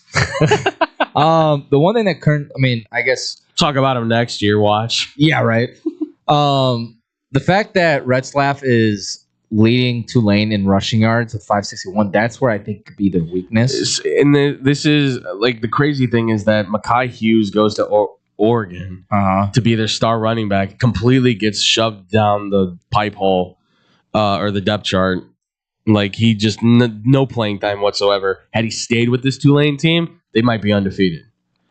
I mean, because he was that good last year. He was that good. He worked out really the year well before, yeah. And then he leaves because better opportunity, more money, and that's where look. We talk about the benefits of the transfer portal. That's also one of the detriments of the portal. But Retzlaff, I mean, this is going to be probably a nice little quarterback back and forth. I think so, and it's a great matchup because it's defensive coach versus offensive coach. This is going to be an absolute. It's going to end up being game of the week, maybe. I don't know. Like, it might be in terms of excitement. Like I know everybody's going to look at like, well, the other ones. It's like, yeah, no, but this one could have it all. You best believe I'm having this puppy tuned in. Yeah, tonight this is what I'm watching. So are you leaning North Texas? I'm gonna lean North Texas. Okay. Yeah, I'm kind of in the same boat. I got North Texas in this one. Now, clarify for me, because I'm still trying to put this all together. Mm-hmm. North Texas wins this one. Where does that put them on the possibility of are they in the same boat as with James Madison as far as how the ACC championship goes? Yeah, so whoever wins this, they're definitely in the championship. North Texas or Tulane. Yeah, okay. It's the James Madison one. That's the question mark. Okay, because the last two seeds go to the highest ranked conference champions that are not Power 4 or the two non-conference champions kind of thing, right? So Virginia wins, James Madison's out. North Texas, Tulane have nothing to worry about. It's just about seeding at that point. Okay. About where they finish and everything. Because Virginia's ahead of them, so Virginia's going to be probably 11, and whoever wins that's going to be the 12. But if Virginia loses, that team for North Texas, Tulane becomes, I think, the 11, and then James Madison's the 12. Okay. If I've got that correct. If I don't, I apologize. It sounds right. Not an expert. No, it sounds right. It's just I'm an idiot so who many knows moving. sports. Sorry. No, I mean, it sounds right. It's just like it's just they keep changing things, and it gets me confused. There's a lot with college football right now that's frustrating. I agree. I Very, hope they make the changes that we all want. Yeah, for next year. They don't like to listen to us. All right. So let's move into Saturday. Yep. First matchup at 11 a.m. You got 11th ranked BYU, 4th ranked Texas Tech. Tech is a 12.5 point favorite. Over under at 49.5. If I'm being honest, I love what BYU has done. I actually love that they're keeping their head coach because I think he has really turned around this program. Well, they're keeping it because cookies apparently make you billions of dollars. Yeah, I know. So does the Found that Church of out. Latter-day Saints. What the hell? I had no idea. Crumble I did not. That's the thing. I see them all over the place. I've been in them. Don't pay any attention to them. All of a sudden, yeah, this guy's got billions. I'm like, billions? Have you tried their cookies though? Oh, I have. They're delicious. They're pretty damn good. They're really good. Expensive as hell. Okay. So that I forgot how expensive they were. You said that, and now I remember. Expensive. Yeah, I remember the price. I bought 2 of them. Yeah, I know. And it cost me a few pinkies. You got to take a loan out. Yeah. So that's how he's getting his money. It's all a scam. Cookie money. Tech's got the oil money. BYU's got the cookie money. You invested in the oil in the ground. We invested in the oil in the pan.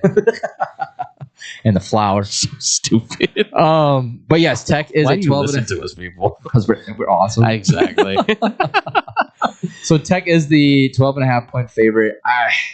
If I'm being honest, I think Tech covers. I think Tech wins this one. I think it's a blowout. I think too. I think BYU can make it a game. It's just I think they will late.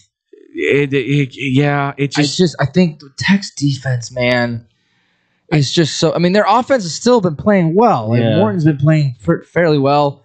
That's the thing is, like I said on an X-Bomb, like their offense is kind of like, like it's nice. It's not impressive though. Their defense has been their biggest asset. Well, they have a linebacker that should be in the Heisman talk. Should be, yes, and David Bailey is going to be a dude in the NFL with the way that he plays. Like, oh yeah. They him and Rodriguez. Yeah, I mean they're both going to be intense players for whoever needs a linebacker and an edge rusher. Chicago. You never know. Bing bong. Yeah, but that's the thing is like I look at their offense and I kind of go like, well, they got to get the hot hand first because if they get behind, They have played from behind. They're just more reliant on their defense then, and you don't want those guys tired out. They're ones that usually like they have to like answer first. Yeah. And then that way they have a much better way of controlling the game through the rest of the whole 4 quarters. Yeah, because if they don't win this game, I think that means they lose their bye as the 4. If Tech loses it? I believe so. That sounds right. I mean, I believe they would lose that, which means would that mean Oregon gets in at the 4? Let me look at how the college football playoff rankings are looking right now. So yeah, if Tech loses, it would probably be Oregon. That's what I'm guessing. Oregon's at 5, so I would imagine they would move up because Ole Miss isn't playing, or A&M or Oklahoma. They're not playing this week, right? So and Oregon's right there. So I would think if Tech loses, they lose their 4th spot. Yeah, and it would be Oregon. Oregon would move up, and then I think that's a huge difference. Yeah. That changes a lot, actually. Wow. Does that mean BYU gets in the playoff?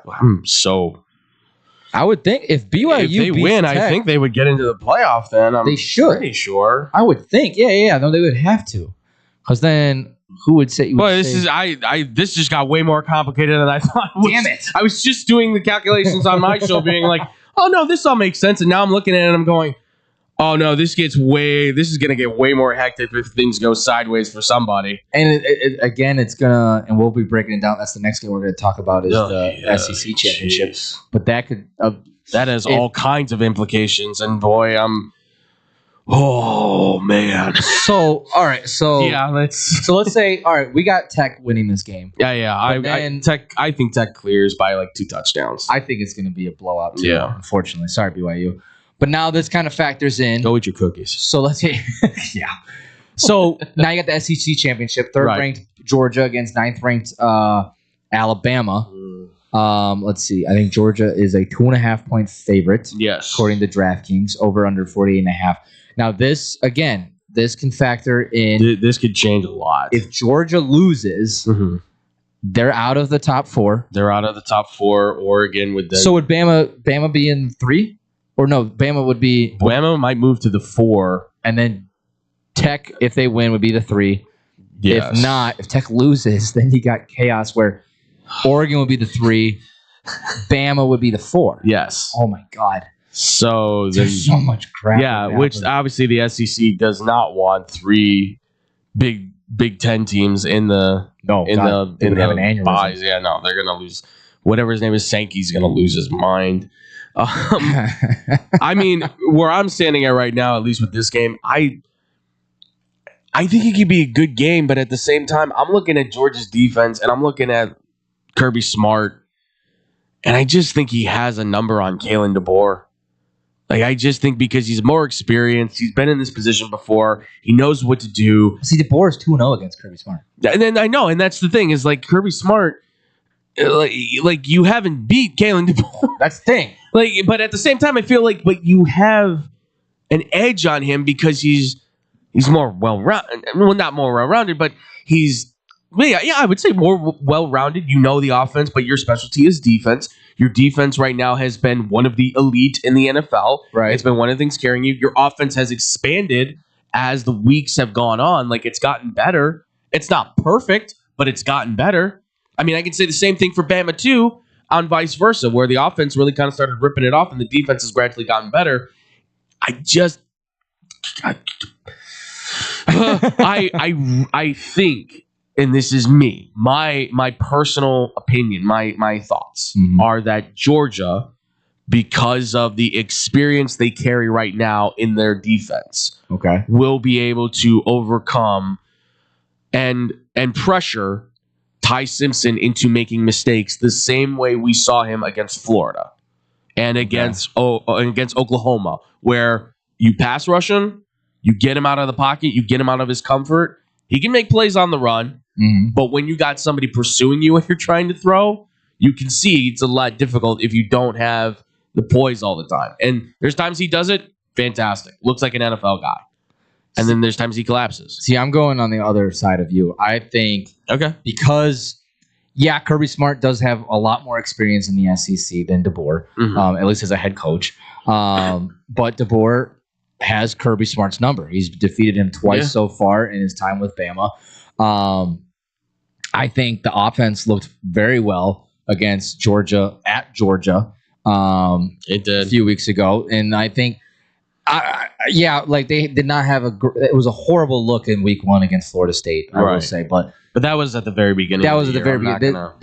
They've really figured it out. Ty Simpson, he's not the most talented quarterback by far. I would definitely say that, but no, he's smart, and he seems like if you look at his pre-snap stuff, like he's got control of that offense. He's a manager. Yes. So I'm leaning Bama in this one. To me, it's just prove me wrong, Kirby Smart, that you can outduel Kalen DeBoer in the SEC right now, because I'm not sold on Gunnar Stockton. Ty Simpson to me is a much better quarterback than Stockton right now. Stockton, I can see that. Stockton's just kind of also that game manager, but Ty Simpson's just got a little more talent and talent surrounded too. Because I mean, Jeremy Bernard has been a dude. He kind of stepped in while Ryan Williams has just not had that. He's had that sophomore slump a little bit. Yeah, I mean, he had an emergence last week where you kind of saw a little bit more of it. But I said this again, not to keep referencing on X-Bomb. Like, it was just like, this is kind of when you need him to step up in this big moment. And I just don't know if he will, because those DBs for Georgia, again, they just go so deep. They've got 6 different guys. And any one of them I would trust to cover either of those receivers at this point. And I would not throw it anywhere near Robinson the fourth. Okay. That dude is an NFL corner, and I think he's only a sophomore. Good Lord. Like, he's 6'2", like 195 pounds, and he runs like a 4.4. Like, the guy is... there's a reason why he was a 5+ recruit. Yeah. For Georgia. So, I mean, he's got to be a first-round pick, no doubt. But, like, I just... You got to pressure Simpson. You got to get past Proctor. You got to get to Simpson. You got to make him feel pressure. Yeah. No, if you want to win this game. And Gunnar Stockton you can't play loosey-goosey with this one, dude. You got to be on point. No, because Bama's defense has also been pretty solid too. Yeah. I mean, you can't discredit them. So yeah, I have Bama taking the upset. I'll take this one. I'll take Georgia. All right, so let's go real quick back to the chaos. If you're right and Georgia wins, Georgia will keep that 3rd spot. I mean, again, depending on the Ohio State-Indiana game, but they will lock in a top 4 spot. Right. Bama wins. Bama will probably, like we said earlier, they could if Tech wins, they'll get the 4th spot. Tech will move up to the 3 spot. Right. If Tech loses, I would think Oregon would move up to the 3, and then Bama would move to the 4. Then, and this is where the chaos gets worse because the Ohio State-Indiana game. Right. So let's revisit this.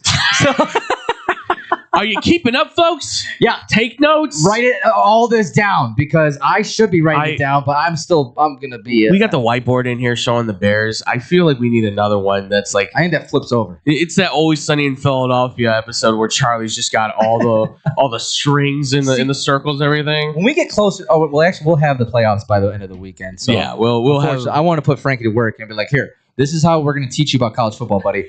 We're just going to tell you what to write down.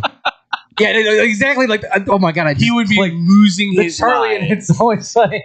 Yeah, that's what it popped in my head. He's like, "Well, I was Carol." Yeah, exactly. Like, that's what popped in my head. And I'm like, I'm looking at the board, going, "Oh my god!" Like, so let's revisit that, because now we got the Big Ten championship. Number 2 Indiana against number 1 Ohio State.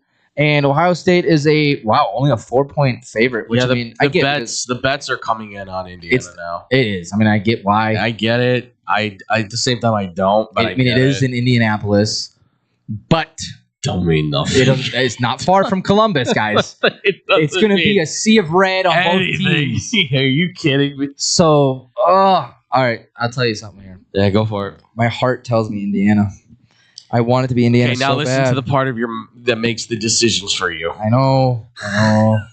Look, I will say this again. I'll say this again. I know everybody can fall in love with the story, and you can fall in love with Indiana as much as you want. That's fine. And this doesn't mean that Indiana can't have that once in 1,000 moments, once in a 100, once in a million moment. It could happen.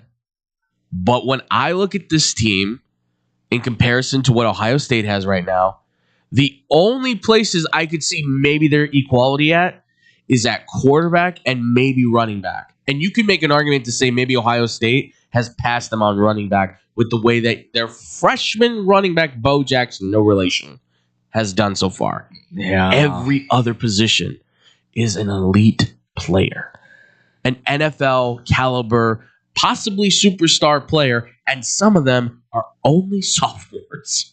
Some of them are even freshmen.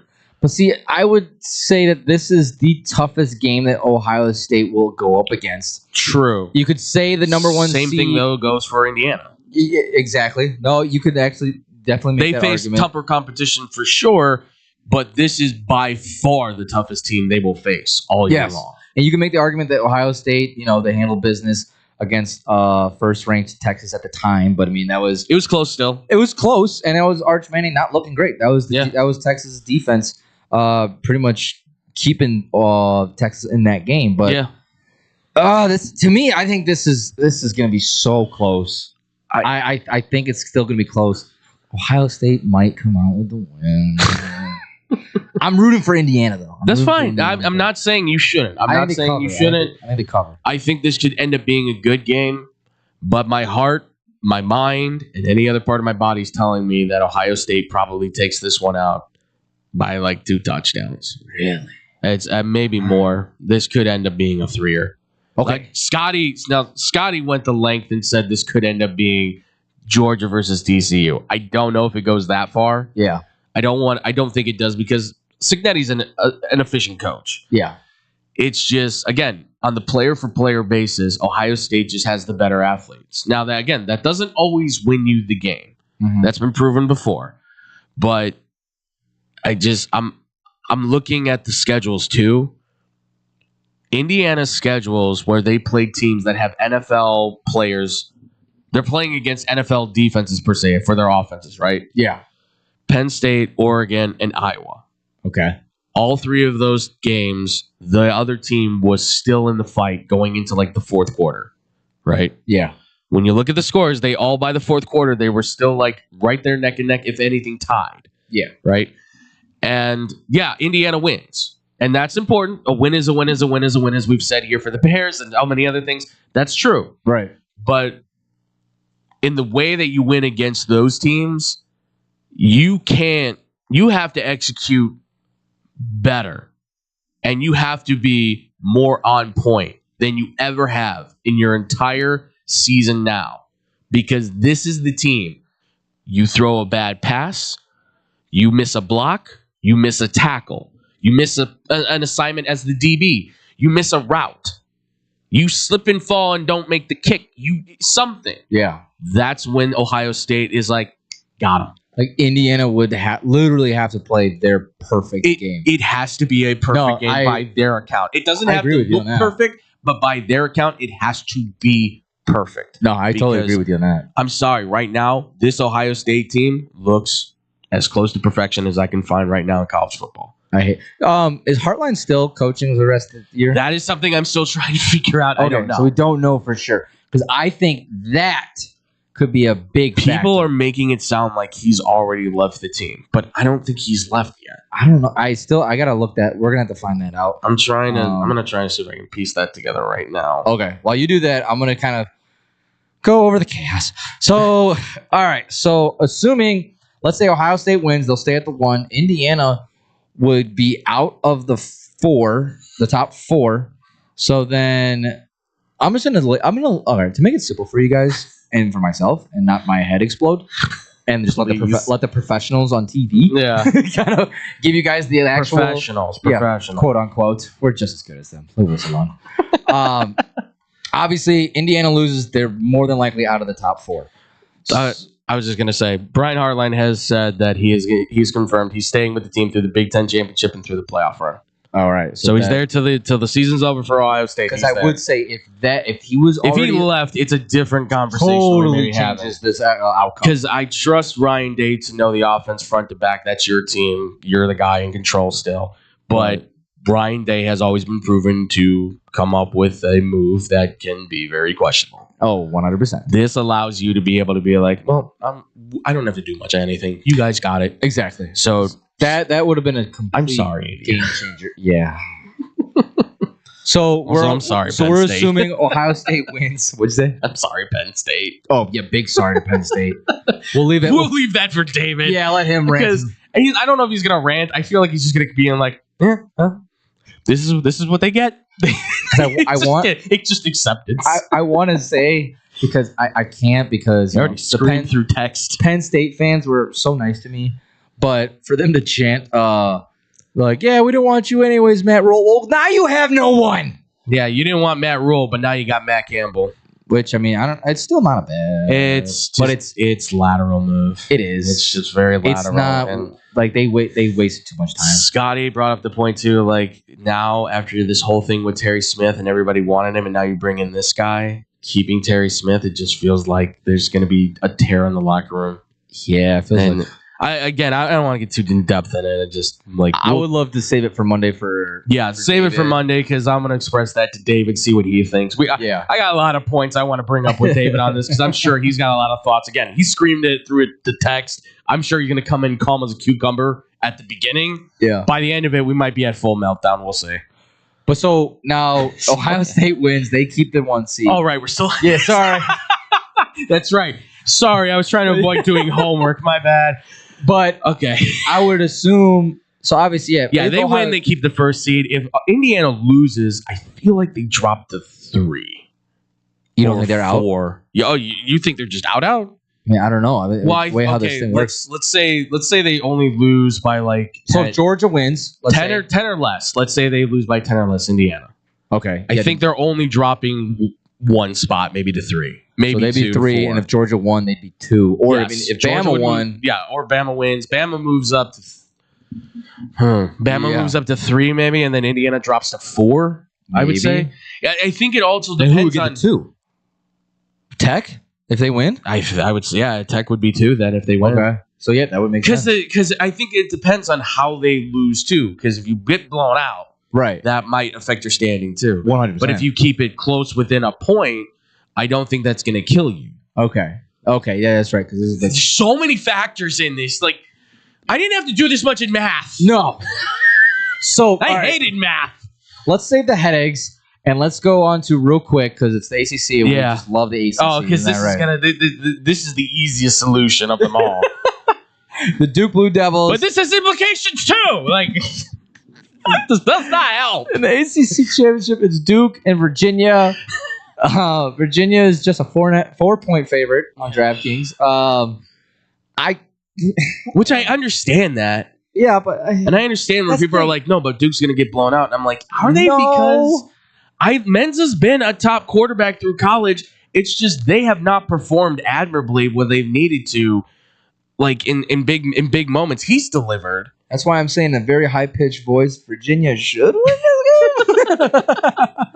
I think Duke can upset them. They might. I think Duke can upset them, and then that sets JMU up to be that 12th seed in there, and then North Texas, Tulane, whoever it is, gets the 11th seed.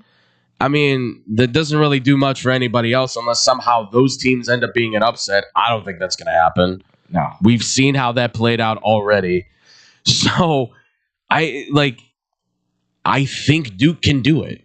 I think they could make the upset, and if that happens, I'll bring in the chaos. I think it's a shootout. I think if you want to take the over, take the over. 57.5. Yeah. Okay. I like that. Because Morris is a good quarterback. He is. He can throw it. His numbers aren't as good as Menza's, but again, he's still. Well, again, Menza's got a rocket science as his wide receiver. That is true. I can't believe Bricade? Yeah. The kid could probably go to the NFL, be the next Cooper Kupp, or he could also be like, I'm going to go to space. Go to space. Find the cure for cancer, whatever he wants to do. I'm going to go lay eggs on Mars or whatever. I don't know why my brain just went there. I'm sorry. You know what? Screw it. I'm with you on this. I don't want to see the Duke upset. Yeah, like I and it's not a knock against Virginia, but like because they've only had 2 losses. And I know that was like I think that's when Morris was injured when they lost their games, if I'm not mistaken. I haven't watched a lot of Virginia games. First off, shockingly. Do you love how they made this the last game on Saturday? Yeah, because this is the most chaotic outcome. This I think the outcome of this causes the most chaos. Could be. Like it genuinely could. I mean, depending on how everything else goes, but because like I'm thinking now, like I'm putting everything together on the block, and I'm going. So there's a pathway. I feel like there is a path. My God, is there a pathway where we could see the mighty Fighting Irish get knocked out of the playoff and Miami actually enter into it? Because I feel like that is not something that the committee would let happen. Yeah, Duke's not making it in if they win. No. They would just screw up Virginia. They knock out Virginia. JMU gets in. Let's say Bama loses. Because if Bama loses to Georgia, Notre Dame is moving up. But then I feel like so is Miami to some degree, which may knock out Alabama. But why'd you can't keep an Alabama out that's been so good this year? They've taken out ranked opponents too. Yeah. But like I feel like then so if Bama wins, Georgia moves down. Yeah. This would probably there's a pathway I feel like for Miami to make it. I feel like it's there, but the problem I would say so if Bama wins and if Duke wins, I would think that pushes Notre Dame out. It would have to. The problem is they don't play a conference championship game. Yeah, no. They're probably which screws things up because they can just sit there pretty and go, hey, whatever happens, we know we're in, which is ridiculous. Because Miami's got the head-to-head. They've got they've got the winning record against ranked teams. And even though, yes, Notre Dame didn't lose too badly to Miami or A&M, they did, however, come out swinging like a bunny, not like a tiger. Like they were down bad going into like the fourth quarter, and then they found a way to crawl back. But they didn't complete the comeback. And that's the issue I have with them being at 10. So personally. I'm looking this up. Yeah, again. please. AI overview of Google. There we go. If we're saying it and they're saying it, yeah, I think we're right. For Notre Dame to miss the college football playoffs, the biggest threats are BYU beating. Oh, this is the other one. Okay, so BYU has to beat Tech because then they get in. And Tech moves down. Bama has to beat Georgia because then Bama moves up probably into the 4. Exactly. Georgia moves down, and then Notre Dame's getting squeezed out. Exactly. So this is what it's saying. So if BYU defeats Tech, they become a 12-1 conference champion, likely jumping Notre Dame and eliminating the need for another at-large bid. Bama wins the SEC. That could move the Tide into the top 4, leapfrogging Notre Dame and solidifying the spot. And that would push Notre Dame out, and Miami would probably be the next one in, I would assume. Yeah. So that's what needs. So it's not even the ACC championship. We have to look more at the Big 12. Okay, so BYU, so ACC is just impacting JMU. Yeah. This is SEC and the Big 12. Those are the implications that are needed. Although, I mean, we're not even mentioning Ole Miss in this too. I mean, and A&M and Oklahoma and but all that stuff. I still feel like even if Tech wins, from what we were talking about, so if Bama wins, that would push them out.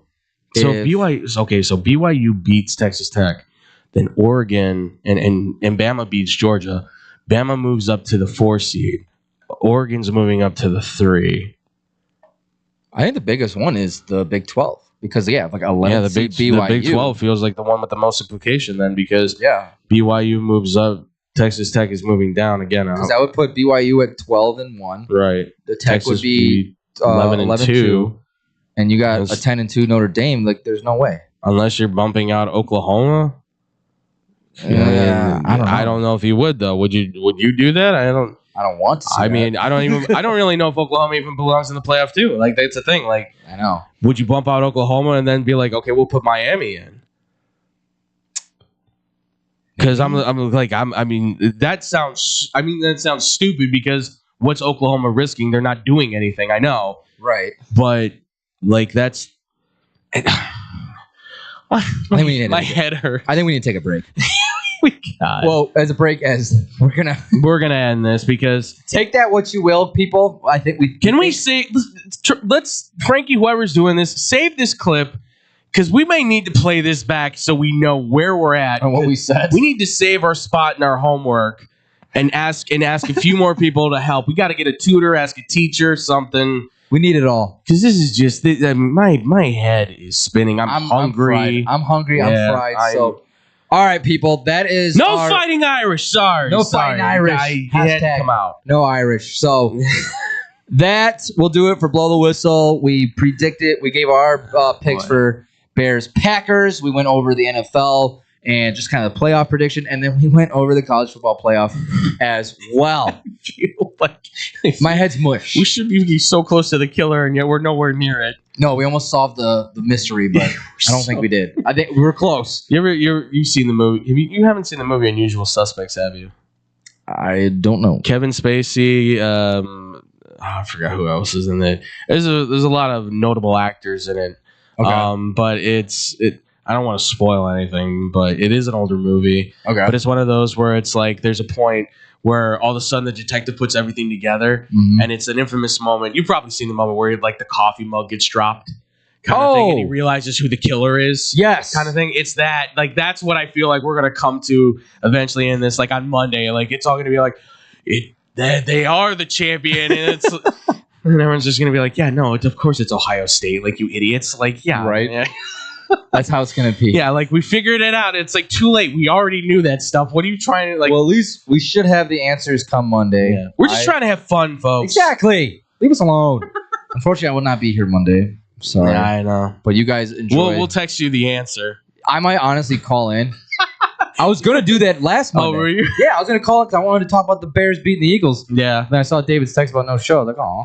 So I honestly might call in on Monday. Just whoever's on the board better connect. So I'll just say this real quick. Yeah, Texas ain't getting in because you're 9-3, but I could easily see the argument for it. Vandy, sue all you want. You're not getting in. I know it's a bummer. Yeah, Diego. I wanted to see it so bad. Have fun in Canada, man. Jared Curtis has it. Curtis, good luck, buddy. I think they announced that they. Oh no, it was Castellanos. They denied his another year of eligibility. Yeah, he's been denied. So wow. Sorry, Thomas, you got to go. Sorry, buddy. But then you guys heard. So honestly, just thank you all. My head's all gone. Time to go. Yeah. Thank you, everyone that tuned in and listened in. Let us know what you guys thought about the show. Hit us up, Facebook, Twitter, Instagram, BlowTWhistle1. Hit us up on Gmail, blowtwhistleradio@gmail.com. With that being said, for myself, Tyler Butterball Buterball, Andrew Pepe Valentin. Everyone stay positive, be positive, surround yourself with positivity, and positive things will happen to you. The guys will be back, not myself, unfortunately. I will be working. I will miss you guys. I will miss you, everybody. Of course. We miss you too. Aw. You made me cry. But they will be back. They're going to be able to give you a better college football playoff picture. Frankie might be able to play Bear down again. Hopefully, he's going to be off the walls. So have fun containing him. I'm waiting for him to come in with a painted face. He will. He'll paint his nails. I'm going to tell him to paint his nails. You know what? He might do it. Do it, people. There's a lot of dudes. Put up or shut up. Put up or shut up time. I said if they sweep the Packers, I'll paint my nails. So you might be seeing me painted nails 2 weeks from now. Orange and blue. Orange, blue, and it says GB sucks. Yeah. So love it. Great. Everyone, enjoy the fantastic weekend of football. You have conference championships. You got Bears and Packers. Nothing to complain about. I mean, there is, but we're staying positive here. Unless you're a Jets fan. Yeah, you got a lot to complain about. So, sorry, Jets fans. Sorry, Kobe. Everyone, enjoy the rest of your weekend. Peace out, everybody.